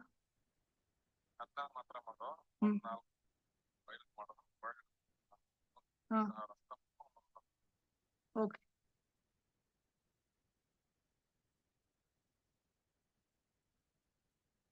ಓಕೆ. ದೈಹಿಕವಾದ ಫಸ್ಟ್ನೇ ಪಿಲ್ಲರು, ದೈಹಿಕ ಪಿಲ್ಲರು, ಅದು ನಿಮ್ಮ ಹಾರ್ಮೋನ್ಗಳು ಹೇಗೆ ಸಹಾಯ ಮಾಡ್ತದೆ ಅಂತಂದ್ರೆ ಫ್ರೆಂಡ್ಸ್, 25-30 ನಿಮಿಷಗಳ ನಡಿಗೆ, ಸ್ಟ್ರೆಚಿಂಗು, ಯೋಗ, ಈಗ ಇದು ವ್ಯಾಯಾಮಗಳು, ಯಾವ್ದಾದ್ರು ವ್ಯಾಯಾಮ ನಿಮ್ಗೆ ಮಾಡಿ. ಸೊ ಪ್ರತಿ ಊಟದ ನಂತರ 10 ನಿಮಿಷ ನಡಿಗೆ ಮಾಡಿ. ಸೊ ಇದರಿಂದ ನಿಮ್ಮ ಇನ್ಸುಲಿನ್ ಸಮತೋಲನ ಆಗುತ್ತದೆ, ಹಾರ್ಮೋನ್ ಸಪೋರ್ಟ್ ಆಗ್ತದೆ, ಹಾರ್ಮೋನಿ ಸಪೋರ್ಟ್ ಕೊಡ್ತದೆ ಇವೆಲ್ಲ ನಿಮ್ಗೆ. ಸೊ ಊಟದ ನಂತರ ಕುಳಿತುಕೊಳ್ಬೇಡಿ ನೀವು, ನಿಮ್ಮ ಮೇದೋಜ್ಜೀರಕ ಗ್ರಂಥಿ ಏನು ಆಳ್ತದೆ. ಸೊ ಸೂರ್ಯನ ಬೆಳಕು ಇಸ್ ವೆರಿ ಇಂಪಾರ್ಟೆಂಟ್, ಹಾರ್ಮೋನ್ ಔಷಧಿ ಇದ್ದಂಗೆ. ಸೊ ಬೆಳಿಗ್ಗೆ ಸೂರ್ಯನ ಬೆಳಕು ಇನ್ಸುಲಿನ್ ಸೂಕ್ಷ್ಮತೆಯನ್ನ ಸುಧಾರಿಸ್ತದೆ, ಥೈರಾಯ್ಡ್ಗೆ ಸಪೋರ್ಟ್ ಮಾಡ್ತಾರೆ, ವಿಟಮಿನ್ ಡಿ ಅನ್ನ ಹೆಚ್ಚಿಸ್ತದೆ. ಸೊ ಮೂಡ್ ಹಾರ್ಮೋನ್ಗಳನ್ನು ಕೂಡ ಇದು ಸುಧಾರಿಸುತ್ತೆ. ಪ್ರತಿದಿನ 10-15 ನಿಮಿಷಗಳು ನೀವು ನಡಿಗೆಯನ್ನ ಪ್ರಾರಂಭಿಸಿ. ಸೊ ನಿದ್ರೆ ಹಾರ್ಮೋನ್ ದುರಸ್ತಿ ಸಮಯ ಇದು. ಸೊ ರಾತ್ರಿ 10:30ರಿಂದ 11ಕ್ಕೆ ಮೊದಲು ನೀವು ನಿದ್ದೆ ಮಾಡಿ, ಆವಾಗ ನಿಮ್ಮ ದೇಹ ದುರಸ್ತಿ ಆಗ್ತದೆ. ಸೊ ಸುಮಾರು ನಾವು ತಿಳ್ಕೊಂಡಿದೀವಿ ಆಲ್ರೆಡಿ ಡೈಲಿ ಕ್ಲಾಸ್ ಅಲ್ಲಿ. ಆದ್ರೂ ಇವತ್ತು ಮಾತ್ರ ಬಂದಿದಾರಲ್ಲ, ಅವ್ರಿಗೆ ತುಂಬಾ ಇದಾಗುತ್ತೆ. ಮತ್ತೆ PCOD ಸಮಸ್ಯೆ ಇದ್ದವರು, ಫರ್ಟಿಲಿಟಿ ಸಮಸ್ಯೆ ಇದ್ದವರು ನೋಡ್ಬೋದು. ಸೊ ಮೆಲೆಟೋನಿನ್ ಸಂತಾನೋತ್ಪತ್ತಿ ಕಾರ್ಯನ, ಹಾರ್ಮೋನ್ಗಳನ್ನ ಇದು ಕಂಟ್ರೋಲ್ ಮಾಡ್ತದೆ. ಸೊ ತಡವಾದ ನಿದ್ರೆ ನಿಮ್ಗೆ ಕಾರ್ಟಿಸೋಲ್ ಹೆಚ್ಚಿಸ್ತದೆ. ಯಾವಾಗ ನಿಮ್ಮ ನಿದ್ದೆ ಸರಿಯಾಗಲ್ಲ, ನಿಮ್ಮ ದೇಹದಲ್ಲಿ ಕಾರ್ಟಿಸೋಲ್ ಹೆಚ್ಚಾಗ್ತದೆ, ಅದು ನಿಮ್ಮ ಹಾರ್ಮೋನ್ ತುಂಬಾ ಅಫೆಕ್ಟ್ ಆಗ್ತದೆ. ಕಾರ್ಟಿಸೋಲ್ ಪ್ರೊಜೆಸ್ಟಾರ್ ಅನ್ನ ತೊಂದರೆಗೊಳಿಸ್ತದೆ. ಸೊ ತಡರಾತ್ರಿ ನಿದ್ದೆ ಏನಾಗ್ತದೆ, ಸ್ಕ್ರೋಲಿಂಗ್ ಮಾಡೋರು ಅಂತವ್ರಿಗೆ ತುಂಬಾ ಸಮಸ್ಯೆಗಳು ಈ ತರ ಇರ್ತದೆ. ಸೊ ಒಂದು ಪೂರ್ಣ ಚಕ್ರವನ್ನ, ನಿಮ್ದು ಫುಲ್ ಬಾಡಿ, ಅದನ್ನ ಕೂಡ ಇದು ತೊಂದರೆಗೊಳಿಸ್ತದೆ. ಸೊ ಫೋನ್ ಏನ್ ಹೇಳ್ತದೆ, ಆನ್ಲೈನ್ ಅಲ್ಲಿ ಇರಿ ಅಂತದೆ, ಆದ್ರೆ ನಿಮ್ಮ ಹಾರ್ಮೋನ್ ಏನ್ ಹೇಳ್ತದೆ, ಆಫ್ಲೈನ್ ಹೋಗಿ ಅಂತದೆ. ಸೊ ನೀವು ಯಾವ್ದು ಆರಿಸ್ಬೇಕಂತ ನೀವು ಬಿಟ್ಟಿದ್ದು. ಸೊ ಇನ್ನು ಮಾನಸಿಕ ಪಿಲ್ಲರ್, ಎರಡನೇದು ಮಾನಸಿಕ ಹಾರ್ಮೋನ್ ಸಮತೋಲನ. ಚಿಂತನಾ ಮಾದರಿಗಳಿದು ನಿಮ್ಮ ರಸಾಯನಶಾಸ್ತ್ರ ಮೇಲೆ ಪರಿಣಾಮ ಬೀಳ್ತದೆ ನಿಮ್ದು, ಇದ್ರ ಮೇಲೆ ಕೆಮಿಕಲ್, ನಿಮ್ದು ಬಾಡಿನಲ್ಲಿರೋ ಕೆಮಿಕಲ್ ಮೇಲೆ. ಸೊ ನಿರಂತರ ಚಿಂತೆ ಕಾರ್ಟಿಸೋಲ್ ನ ಹೆಚ್ಚು ಮಾಡ್ತದೆ. ಕಾರ್ಟಿಸೋಲ್ ಹೆಚ್ಚಾದ್ರೆ ಪ್ರೊಜೆಸ್ಟ್ರಾನ್ ಕಡಿಮೆ ಆಗ್ತದೆ. ಪ್ರೊಜೆಸ್ಟ್ರಾನ್ ನಿಮ್ಮಲ್ಲಿ ಕಡಿಮೆ ಆದಾಗ PMS ಹೆಚ್ಚು, ಅಂದ್ರೆ ಪ್ರೀ ಮೆನ್ಸ್ಟ್ರುಯಲ್ ಪೀರಿಯಡ್ ಗಿಂತ ಮುಂಚೆ ಯಾರಿಗೆ ತುಂಬಾ ಪೇನ್ಫುಲ್ ಪೀರಿಯಡ್ ಇರ್ತಲ್ಲ, ಅವ್ರಿಗೆ ಇದು ಪ್ರಾಬ್ಲಮ್ ಆಗ್ತದೆ ಕಾರ್ಟಿಸೋಲ್ ಇಂದಾನೆ ಮೇನ್. ಸೊ ನೀವು ಇದನ್ನ ಅವಾಗವಾಗ ಮಾಡ್ತಾ ಇದ್ರೆ ಮತ್ತೆ ನಿಮ್ಗೆ ಅದು ಅವಾಗವಾಗ ಅದು ಹಾರ್ಮೋನ್ಗಳ ಇಂಬ್ಯಾಲೆನ್ಸ್ ಆಗ್ತಾನೆ ಇರ್ತದೆ. ಸೊ ಮಾನಸಿಕ ನೈರ್ಮಲ್ಯ ತುಂಬಾ ಮುಖ್ಯ. ಅದನ್ನ ಮಾನಸಿಕ ನೈರ್ಮಲ್ಯ ಅಂದ್ರೆ ಮೆಂಟಲ್ ಡಿಟಾಕ್ಸ್. ನೀವು ಜರ್ನಲಿಂಗ್ ಮಾಡ್ಬೋದು, ಅಥವಾ ನಿಮ್ಗೆ ತೊಂದರೆ ಕೊಟ್ಟ ಕೆಲವು ವಿಷಯಗಳನ್ನ ಬರೆದು ಹರಿದು ಹಾಕೋದು, ಅಂದ್ರೆ ಮೈಂಡ್ ಇಂದ ಹೋಗ್ಬೇಕು, ಕ್ಲೀನ್ ಆಗ್ಬೇಕು. ಧ್ಯಾನ ಕೂಡ ಅದು ಇಂಪಾರ್ಟೆಂಟ್. ಧ್ಯಾನದಿಂದ ಕೂಡ ನೀವು ಮರಿಬಹುದು, ಅದನ್ನ ಬಿಡ್ಬೋದು. ಜರ್ನಲಿಂಗ್, ಕೃತಜ್ಞ ಬರವಣಿಗೆ, ಆಮೇಲೆ ನಿದ್ರೆ ಮುನ್ನ ಮೆದುಳಿನ ತ್ಯಾಜ್ಯವನ್ನ ಹೊರಗಡೆ ಹಾಕೋದು, ಬೇಡವಾದನ್ನ. ಸೊ ಹೋಲಿಕೆಯನ್ನ ಕಡಿಮೆ ಮಾಡಿ ಒಬ್ರಿಗೊಬ್ರಿಗೆ ನಿಮ್ಮ ಬಗ್ಗೆ ಮಾತ್ರ ಯೋಚನೆ ಮಾಡಿ. ನಂದು ಯಾಕೆ ಹಂಗಾಯ್ತು, ಅವ್ರದ್ದು ಯಾಕೆ ಹಂಗಾಯ್ತು ಅನ್ನೋದು ಯೋಚನೆ ಬೇಡ ನಿಮ್ಗೆ. ಸೊ ಹೋಲಿಕೆ ಹಾರ್ಮೋನ್ ವಿಷಯ ಇದ್ದಂಗೆ.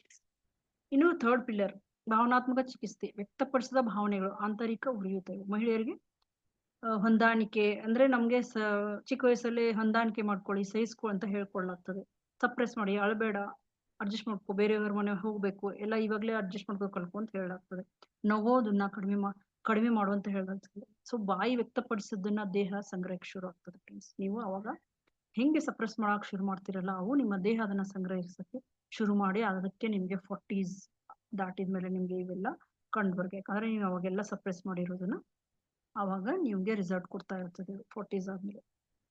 ಸೊ ಭಾವನಾತ್ಮಕ ಬಿಡುಗಡೆ, ಬರವಣಿಗೆ ಇರ್ಬೋದು, ಅದು ಪ್ರಜ್ಞಾಪೂರ್ವಕ ಅಳುವಿಕೆ ಅಂದ್ರೆ ಅಳೋದನ್ನ ನೀವು ಆಲ್ಮೋಸ್ಟ್ ಅಳು ಬರ್ತಾ ಇದ್ರೆ ಹತ್ತು ಬಿಡಿ, ಅದೊಂದು ಡಿಟಾಕ್ಸ್ ಆಗುತ್ತೆ, ಮೈಂಡ್ ಡಿಟಾಕ್ಸ್ ಆಗುತ್ತೆ. ಸೊ ಕ್ಷಮೆ ಅಭ್ಯಾಸ, ಯಾರನ್ನಾದ್ರೂ ನಿಮ್ಮಲ್ಲಿ ಅವ್ರ ಬಗ್ಗೆ ಇದು ಇಟ್ಕೊಂಡಿದ್ರೆ ಭಿನ್ನಾಭಿಪ್ರಾಯ ಏನೋ ಇರ್ಲಿ, ಅವ್ರನ್ನ ಕ್ಷಮಿಸ್ಬಿಡಿ. ಯಾಕಂದ್ರೆ ನೀವು ಅವ್ರ ಬಗ್ಗೆನೇ ಚಿಂತೆ ಮಾಡ್ತಾ ಇರ್ತೀರ ಯಾವಾಗ್ಲೂ. ಕ್ಷಮಿಸ್ಬಿಡಿ. ಉಸಿರಾಟ ಬಿಡುಗಡೆ ವ್ಯಾಯಾಮಗಳನ್ನ ಮಾಡಿ. ನಾವು ತುಂಬಾ ಉಸಿರಾಟ ವ್ಯಾಯಾಮಗಳನ್ನ ಕಲಿಸಿದೀನಿ, ಹಳೆ ವಿಡಿಯೋಗಳನ್ನ ನೋಡಿ. ಸೊ ಕಣ್ಣೀರು ನಿರ್ವಿಷೀಕರಣ ಹನಿಗಳು.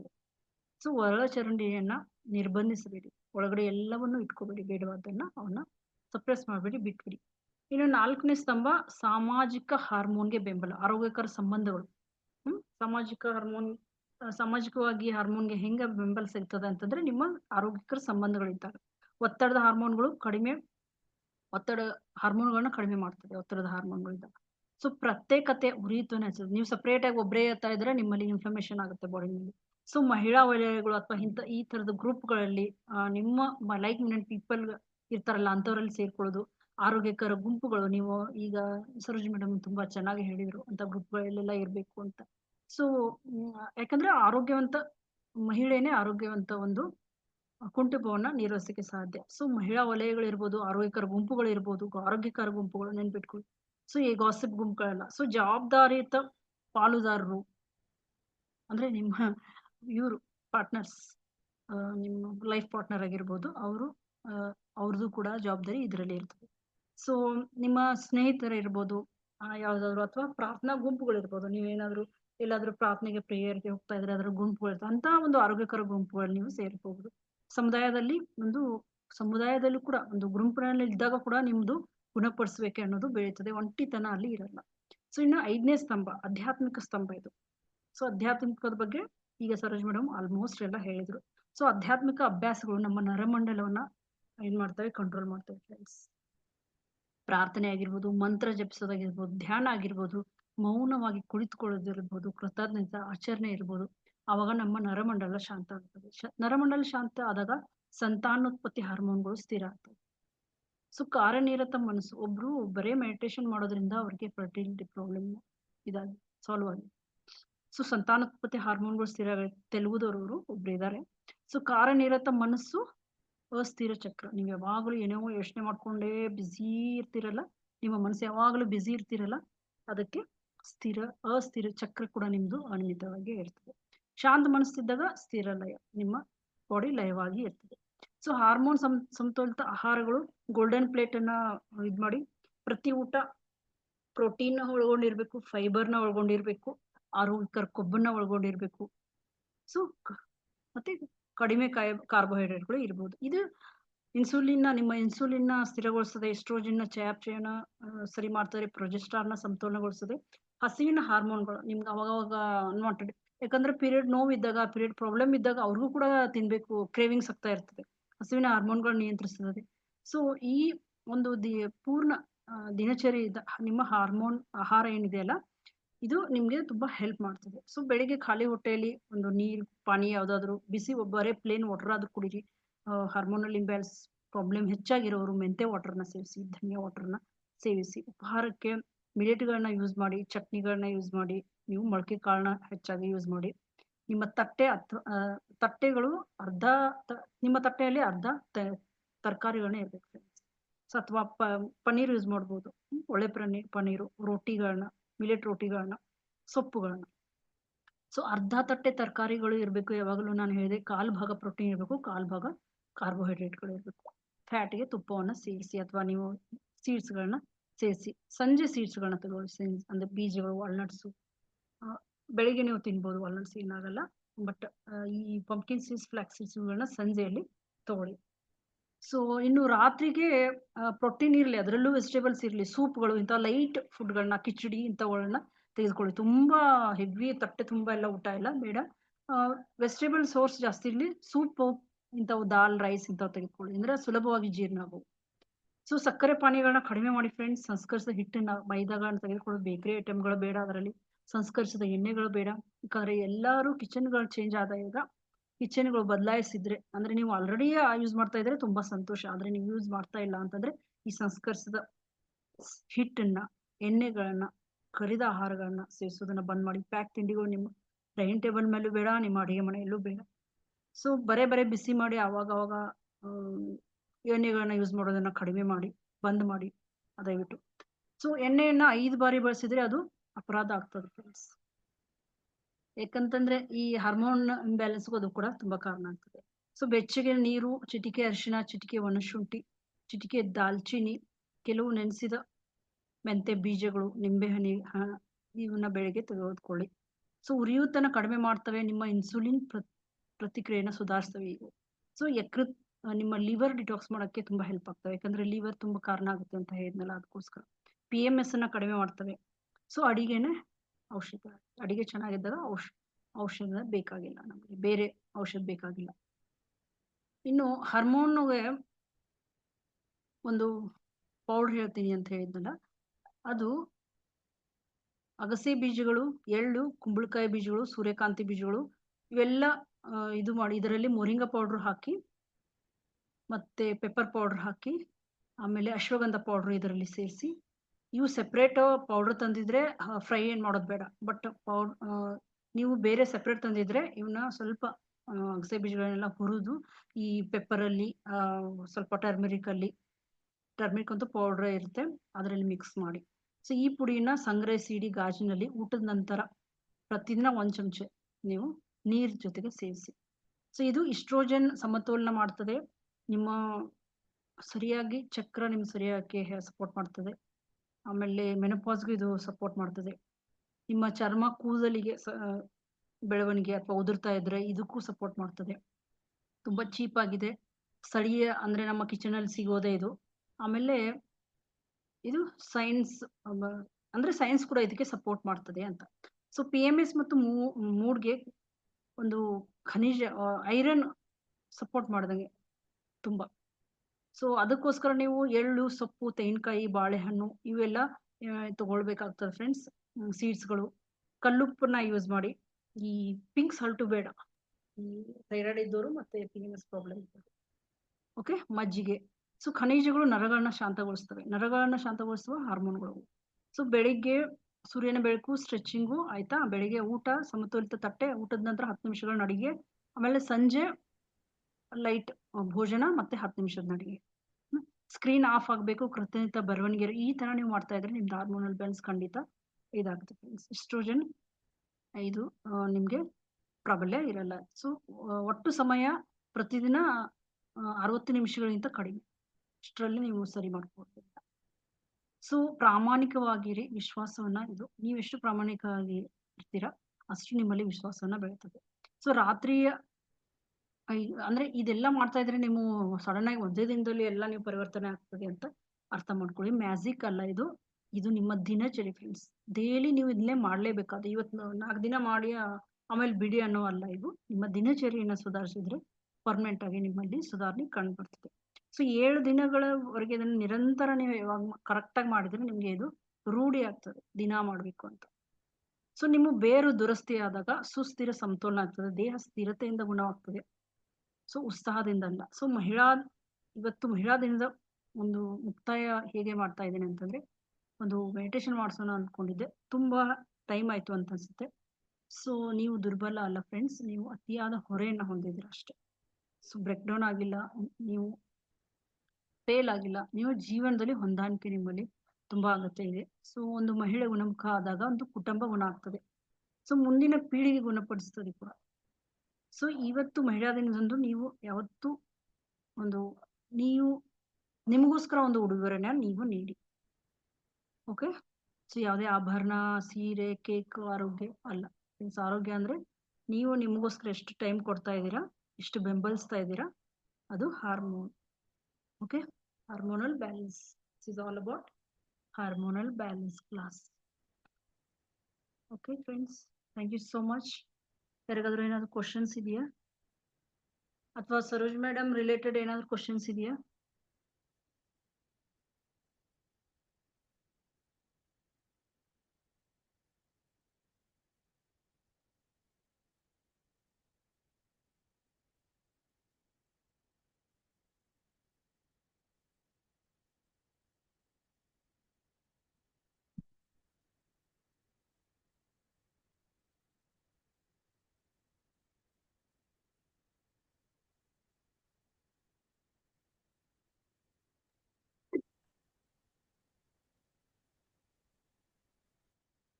Okay, thank you so much friends. ಚೆನ್ನಾಗಿತ್ತು ಸೆಷನ್ ಇವತ್ತು. Thank you ma'am. ಯಾರು? ಶ್ರೀಲಕ್ಷ್ಮಿ. ಶ್ರೀಲಕ್ಷ್ಮಿ, ಹಾ. ಹೌದು ಮ್ಯಾಮ್.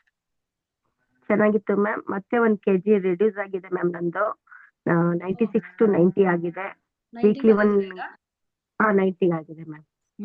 ಕನ್ಸಿಸ್ಟೆನ್ಸಿ ಆಗಿರಿ ಶ್ರೀಲಕ್ಷ್ಮಿ ಅವರೇ. 3 months ನೋಡಿ ಪರಿವರ್ತನೆ. ಹೌದು ಮ್ಯಾಮ್, ಹೌದು ಹೌದು 1 kg ಗೋಲ್ ಇಟ್ಕೊಳ್ಳಿ. ಹೌದು ಮ್ಯಾಮ್. ವೀಕ್ಲಿ 1 kg ತರ ಆಗಿದೆ. Thank you so much ma'am. Session ತುಂಬಾ ಚೆನ್ನಾಗಿತ್ತು. Thank you ma'am. Thank you. Thank you ma'am. ಒಳ್ಳೆ session. ತನುಜ ಮಾತಾಡಿ ತನುಜ. ತುಂಬಾ ಚೆನ್ನಾಗಿತ್ತು ಮ್ಯಾಮ್. ನನಗೆ ನಿಮ್ದು ಬಹಳ ಇಷ್ಟ ಆಯ್ತು ಮ್ಯಾಮ್. ಈಗ ಏನು ಹಾರ್ಮೋನ್ಸ್ ಬಗ್ಗೆ ಹೇಳಿದ್ರಲ್ಲ, ಅದು ಕರೆಕ್ಟ್. ಐ ಮೀನ್ ಕನ್ವಿನ್ಸಿಂಗ್, ತುಂಬಾ ಚೆನ್ನಾಗಿತ್ತು ma'am. Thank you so much. Thank you. Geetha madam class ಚೆನ್ನಾಗಿತ್ತು. ಬಟ್ ನಾವೆಲ್ಲ ಅದನ್ನೆಲ್ಲ ಒಂದು ಟೈಮು ಪಾಸ್ ಆಗ್ಬಿಟ್ಟಿದೀವಿ. ಎಲ್ಲ ಅಬೌವ್ 60 ಇದೀವಲ್ಲ ಈಗ. ಆದ್ರೂ ಕೇಳಲಿಕ್ಕೆ ಮತ್ತೆ ಯಾರಾದ್ರೂ ಇಂಥ ಪ್ರಾಬ್ಲಮ್ ಇರೋರು ಹೇಳಿದಾಗ ಅಟ್ಲೀಸ್ಟ್ ಅವ್ರಿಗೆ ಗೈಡ್ ಮಾಡ್ಲಿಕ್ಕೆ, ಇಲ್ಲ ಅವ್ರಿಗೊಂದು ದಾರಿ ತೋರ್ಸಕ್ಕೆ ಒಂದು ಅನುಕೂಲ ಆಗುತ್ತೆ. ಇಂಥವ್ರಿದಾರೆ ನೋಡಿ, ನಮ್ಗಿಂತ ಹೆಚ್ಚು ಅನುಭವ ಇರೋರು ಅಂತ ಹೇಳಲಿಕ್ಕೆ ಒಂದು ಅನುಕೂಲ ಆಗುತ್ತೆ. ಚೆನ್ನಾಗಿತ್ತು ಕ್ಲಾಸ್. ಬೆಳಗ್ಗೆದು ಚೆನ್ನಾಗಿತ್ತು, ಈಗ್ಲೂದು ಚೆನ್ನಾಗಿದೆ. ಎಲ್ಲಿ First ಹೋಗಿದ್ರಿ? half ಇಷ್ಟ್ ದಿನ ಬರ್ತಾ ಇರ್ಲಿಲ್ಲ, ಮಾಯ ಆಗಿದ್ರಿ. ಅಯ್ಯೋ ಕೇಳಿ, ನಾನು ಅದೇ ಅನ್ಕೊಂಡೆ, ಹೆಂಗೆ 3 ಕ್ಲಾಸ್ ಅದ್ ಹೆಂಗ್ ಮಿಸ್ ಮಾಡ್ಕೊಂಡೋ ಗೊತ್ತಿಲ್ಲ. ನಾನ್ ಏನ್ ಮಾಡ್ತೀನಿ ಅಂದ್ರೆ, ಬೆಳಗ್ಗೆ ನಂದು 8:15 ಇರ್ತದೆ. 4:15 ಶುರು ಮಾಡಿದ್ರೆ 8:15 ಸ್ವಲ್ಪ ಬಿಸಿ ಇರ್ತೀನಿ. ಅವಾಗ ನೋಡ್ದಾಗ ಇರ್ಲಿಲ್ಲ. ನೀವು 11 ಗಂಟೆಗೆ ಶುರುವಾದಾಗ 11:01 ಬಂದಿತ್ತು ಒಂದಿನ. 2 ಕ್ಲಾಸ್ ಏನೋ ತಗೊಂಡಿರೋದು, ಈ ವೀಕೆಂಡ್ ಕ್ಲಾಸ್ ತಗೊಂಡಿಲ್ಲ. ಇಲ್ಲ, ನಾನ್ 3 ಕ್ಲಾಸ್ ಮಿಸ್ ಆಗಿದೆ ನಂದು. ಈ ವೀಕೆಂಡ್ ಅಂತಲ್ಲ, ಒಟ್ಟಲ್ಲಿ ನಾನ್ 3 ಮಿಸ್ ಮಾಡ್ಕೊಂಡು. ಸಂಜೆ 5 ಗಂಟೆದೊಂದು, 11 ಗಂಟೆಗೆ ಶುರುವಾಗದ 11:01 ಬಂತು. ಆವಾಗ ನಾನ್ ನೋಡೋಷ್ರೊಳಗೆ 12 ಗಂಟೆ. ಎಂತ ಪಜಿತು, 3 ಕ್ಲಾಸ್ ಮಿಸ್ ಮಾಡ್ಕೊಂಡಲ್ಲ ನಾನು ಅಂತ ಅನ್ಕೊಂಡು ಬೇಜಾರ್ ಮಾಡ್ಕೊಂಡೆ. ನಾನು ನಿಮ್ಗೆ ಪರ್ಸನಲ್ ಕಳಿಸಿದ್ದೆ ಮೆಸೇಜ್. ನೀವು ಎಲ್ಲಾದ್ರೂ ಬೇರೆ ಹೊರಗಡೆ ಇಲ್ಲ ಇಲ್ಲ, ನೀವು ಕಳಿಸ್ತೀರಾ, ಇಲ್ಲೂ ಕಳಿಸ್ತೀರಾ, ಅಲ್ಲೂ ಬರ್ತದೆ. ಬಟ್ ಅದ್ ಹೆಂಗೆ ನೋಡ್ಕೊಂಡ್ ಮಿಸ್ ಆಯ್ತು ಅಂದ್ಬಿಟ್ಟು, ಅಂದ್ರೆ ಒಂದ್ಸಾರಿ ಬೆಳಗ್ಗೆ ಎಲ್ಲ ನೋಡ್ಬಿಡ್ತೀನಿ, ನೋಡ್ಬಿಟ್ಟು ಬರ್ಕೊಂಡಿರ್ತೀನಿ, ಇದಿಷ್ಟು ಗಂಟೆ ಇದೆ, ಇಷ್ಟು ಗಂಟೆಗೆ, ಇದಿಷ್ಟು ಗಂಟೆಗೆ ಅಂತ. ಆದ್ರೆ ಅದ್ ಹೆಂಗ 3 ಕ್ಲಾಸ್ ಮಿಸ್ ಆಗೋಯ್ತು. ಬೇಜಾರಾಯ್ತು. ಇರ್ಲಿ ಬಿಡಿ, ಅವ್ರಾಗ್ ಮಿಸ್ ಆಯ್ತು. ಯಾಕಂದ್ರೆ ತುಂಬಾ ಜನ ಕೆಲವೊಬ್ರು ಇವಾಗ ಜಾಯ್ನ್ ಆಗ್ತಾ ಇದಾರೆ. ರಿಪೀಟೆಡ್ಲಿ ಮಾಡ್ಬೇಕು. ಆ ವಿಷಯನ ಕೇಳಿದಾಗ ಅನ್ಸುತ್ತೆ. ಯಾಕಂದ್ರೆ ಫ್ರೀ ಆಗಿ ಜಾಯ್ನ್ ಆದವ್ರಿಗಂತೂ ಬೇಕೇ ಬೇಕಲ್ವಾ ಅದು. ಒಂದಿನ ಹೇಳಿ ಮೇಡಮ್, ಚಕ್ರ ಧ್ಯಾನ. ಏನ್ ಮೇಡಮ್? ನಮಸ್ಕಾರ ಗೀತಾ ಅವ್ರೆ. ಮಾತಾಡಿ ಸೌಮ್ಯ ಅಂತ ಯಾರು? ಹಾ ಹೇಳಿ ಸೌಮ್ಯ ಮೇಡಮ್. ಹಾ ನಮಸ್ಕಾರ ಗೀತಾ ಅವ್ರೆ. ಚೆನ್ನಾಗಿತ್ತು ನಿಮ್ ಟಾಕು, ತುಂಬಾ ಖುಷಿ ಆಯ್ತು. ಎಲ್ಲಾ ವಿಷಯಗಳನ್ನ ಕವರ್ ಮಾಡಿದೀರಾ. ನಿಜವಾಗ್ಲೂ ನೀವ್ ಹೇಳಿದಂಗೆ ಇದು ಒಂದು ಅಂತಾರಾಷ್ಟ್ರೀಯ ಮಹಿಳಾ ದಿನಾಚರಣೆಗೆ ನಾವು ಕೊಟ್ಕೊಳ್ಳುವಂತ ಗಿಫ್ಟ್ ಇದು. ನೀವೇನ್ ಲಾಸ್ಟ್ ವರ್ಡ್ ಹೇಳಿದ್ರಲ್ಲ, ಅದು ತುಂಬಾ ಮಾರ್ಮಿಕವಾಗಿತ್ತು, ಚೆನ್ನಾಗಿತ್ತು. ಮತ್ತೆ ಅದು 5 ಭಾವನಾತ್ಮಕ, ಮಾನಸಿಕ ಮತ್ತೆ ಆಧ್ಯಾತ್ಮಿಕ, ಈ 5 ವಿಭಾಗಗಳ ಹೇಳಿದ್ರಲ್ವಾ, ಅದು ಬೇಕೇ ಬೇಕಿವಾಗ. ತುಂಬಾ ಚೆನ್ನಾಗಿ ವಿಷಯನ ಎಲ್ಲಾ ಕವರ್ ಮಾಡಿದೀರಾ. ಖುಷಿ ಆಯ್ತು ನಿಮ್ ಮಾತು ಕೇಳಿ. Thank you madam. ನೀವು ಇವತ್ತು ಬಂದಿದ್ದಕ್ಕೂ ತುಂಬಾ ಥ್ಯಾಂಕ್ಸ್. ಇಲ್ಲ, ನೀವು ಇನ್ವೈಟ್ ಮಾಡಿದ್ರಲ್ಲ, ಬರದೇ ಇರೋಕ್ಕಾಗತ್ತಾ? ಅಷ್ಟು ಒಳ್ಳೆ ಕಾರ್ಯಕ್ರಮ ಸಿಕ್ತು ನನಗೆ ಒಂದು ವುಮೆನ್ಸ್ ಡೇ ದಿನ. ಇಲ್ಲಾಂದ್ರೆ ಇಷ್ಟೊತ್ತಿಗೆ ಮೆಸೇಜ್ ಮಾಡ್ಕೊಂಡು ಇನ್ನೊಬ್ರು ಏನ್ ಮೆಸೇಜ್ ಮಾಡಿದ್ರು ಅಂತ ನೋಡ್ಕೊಂಡು ಕೂತಿರ್ತಿದ್ವಿ. ಈ ಒಂದೂವರೆ ಗಂಟೆನ ಒಳ್ಳೆ ಉಪಯುಕ್ತವಾದಂತಹ ಮಾಹಿತಿಗೆ ನಾವು ಮೀಸಲಿಟ್ಟಂಗಾಯ್ತು. ಖುಷಿ ಆಯ್ತು. ಧನ್ಯವಾದಗಳು ನಿಮ್ಗೆ. Okay madam, thank you so much. ನಾಳೆ ಬನ್ನಿ ನಮ್ಮ ಮೀಟಿಂಗಿಗೆ. ಹಾ ಮೇಡಮ್, ಬರ್ತೀನಿ. ಹಾ. ನೀವ್ ಇನ್ವೈಟ್ ಮಾಡಿದ್ರೆ ಬರ್ತೀನಿ. ಹೇಳಿದೀನಿ ತನುಜ ಆ, ಅವ್ರಿಗೆ ಪಾರ್ವತಿ ಬರ್ತೀನಿ ಅಂತ ಅಂತ. ಪಾರ್ವತಿ ಹಾ ಹೇಳಿ ಪಾರ್ವತಿ ಅವ್ರು ಹೇಳಿ. ಮೇಡಮ್, ತುಂಬಾ ಚೆನ್ನಾಗಿತ್ತು ನಿಮ್ಮ ಎಕ್ಸ್ಪ್ಲನೇಷನ್ ಮತ್ತೆ ಸೈಂಟಿಫಿಕ್ ರೀಸನ್ಸ್ ಎಲ್ಲಾನು ಕವರ್ ಮಾಡಿದ್ರಿ. ಸೌಮ್ಯ ಅವ್ರು ಹೇಳ್ದಂಗೆ ಎಲ್ಲಾ 5 ಇದನ್ನು ಕವರ್ ಮಾಡಿದೀರಾ. ಆಧ್ಯಾತ್ಮಿಕ ಮತ್ತೆ ಸಾಂಸ್ಕೃತಿಕನೂ ಬಂತು ಅದರಲ್ಲಿ. ಆಕ್ಚುಲಿ ಈ ಒಂದು ಟೈಮ್ ನಮ್ಗೆ ತುಂಬಾ ಇಂಪಾರ್ಟೆಂಟ್ ಆಗಿತ್ತು. ನಾನು ಆಲ್ಮೋಸ್ಟ್ ಎಲ್ಲರಿಗೂ ಇದನ್ ಮಾಡಿದ್ದೆ, ಶೇರ್ ಮಾಡಿದ್ದೆ. ಬಟ್ ಕೆಲವೊಬ್ರು ಬಂದಿದ್ದಾರೆ, ಕೆಲವೊಬ್ರಿಗೆ ಆಗಕ್ಕಾಗಿಲ್ಲ ಜಾಯಿನ್ ಆಗಕ್ಕೆ. ಇನ್ ನೆಕ್ಸ್ಟ್ ಸೆಷನ್ ಗಳಲ್ಲಿ ನಾನು ಜಾಯಿನ್ ಮಾಡಕ್ ಇಷ್ಟಪಡ್ತೀನಿ. ಮತ್ತೆ ಇನ್ನೂ ಸ್ವಲ್ಪ ಏನಂದ್ರೆ, ಇವರು ತಮ್ಮ ಅನುಭವವನ್ನ ಹೇಳಿದ್ರಲ್ಲ, ಸರೋಜಾ ಅವರು, ಆ ತರ ಒಂದು ಇದು ಬೇಕು ಅಂತ ಅನ್ಸುತ್ತೆ. ಅನುಭವಗಳ ಇದರಿಂದ ಜಾಸ್ತಿ ನಮ್ಗೆ ಪ್ರಾಕ್ಟಿಕಲ್ ಆಗಿ ಅರ್ಥ ಆಗುತ್ತಾ ಹೋಗುತ್ತೆ ಹೌದು ಅಂತ ನನಗೆ. ಅವರು ಒಬ್ಬ ಧ್ಯಾನಿ ಮೇಡಮ್, ಅವರು ನಮ್ಮ ಸೀನಿಯರ್, ನಮ್ಮ ಗುರು ಇದ್ದಾಗೆ ಅವರು. ಸರೋಜಾ ಮೇಡಮ್ ಬೆಳಗಾಂದವರು. ಅವ್ರಿಗೂ ತುಂಬಾ ಚೆನ್ನಾಗಿತ್ತು. ಅವರು ತಮ್ಮನ್ನ ಸಂಪೂರ್ಣವಾಗಿ ಧ್ಯಾನದಲ್ಲೇ ತೊಡಗಿಸ್ಕೊಂಡಿದ್ದಾರೆ. ಅವರು ಬೇರೆ ಬೇರೆ ಕಡೆ ಸೆಷನ್ ಅಲ್ಲಿ ತಗೊಂತಾ ಇರ್ತಾರೆ ಧ್ಯಾನದ ಬಗ್ಗೆ. ಹೌದೌದು. ಅಂದ್ರೆ ನಾವು ಒಬ್ರು ಗುರುಜಿ, ನರಸಿಂಹ ಪ್ರಭುಜಿ ಗುರುಜಿ ಅಂತ ಇದ್ದಾರೆ. ಸೊ ಅವರ ಇದ್ರಲ್ಲಿ ಆಧ್ಯಾತ್ಮಿಕ ಒಂದು ಇದನ್ನ ನಡೆಸ್ತಾ ಇದೀವಿ ಆತ್ಮಜ್ಯೋತಿಗಳಾಗಿ.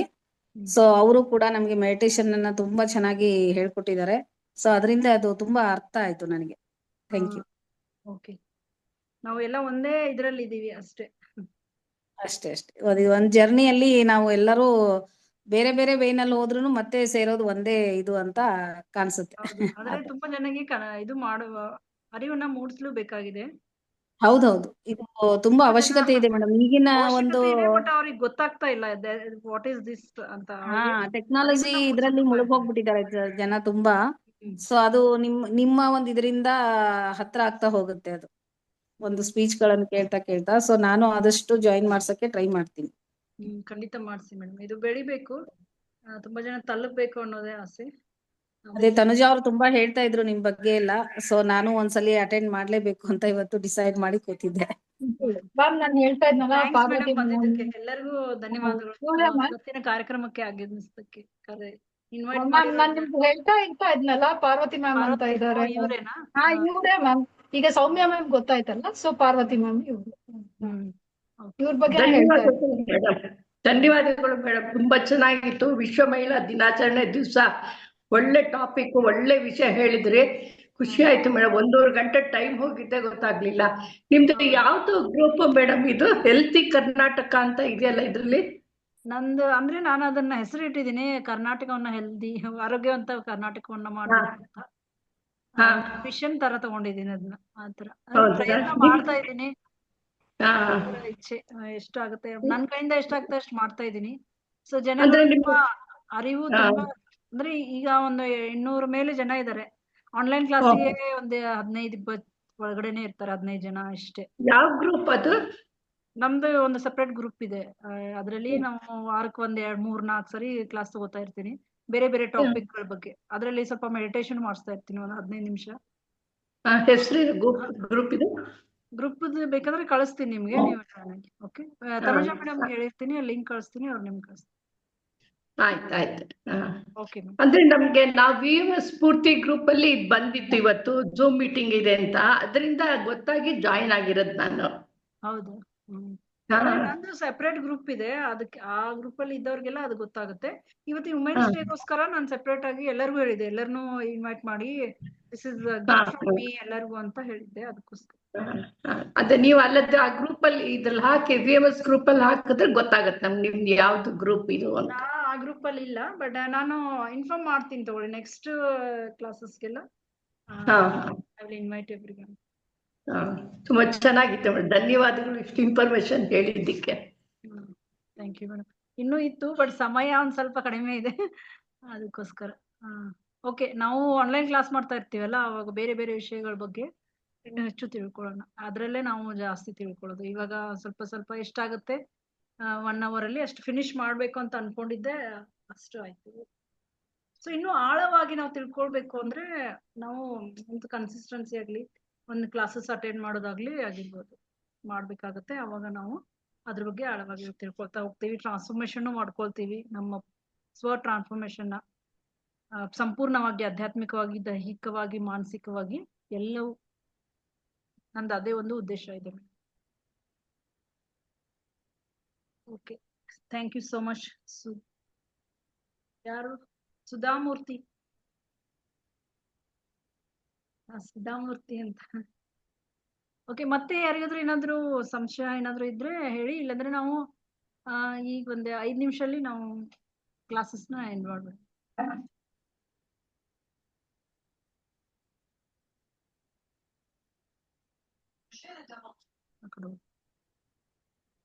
ಸೊ ಇವತ್ತಿನ ಕಾರ್ಯಕ್ರಮಕ್ಕೆ ಎಲ್ಲರೂ ಆಗಮಿಸಿ ಒಂದು ನಾವು ಇದರಿಂದ ಯಶಸ್ವಿಯಾಗಿ ಈ ಕಾರ್ಯಕ್ರಮವನ್ನ ಪೂರ್ಣಗೊಳಿಸಿದ್ವಿ. ಏನ್ ಹೇಳ್ಬೇಕು ಅಂತ ಇದನ್ನೆಲ್ಲ ನಾನು ಆಲ್ಮೋಸ್ಟ್ ಕವರ್ ಮಾಡಿದೀನಿ ಅನ್ಕೊಂಡಿದೀನಿ.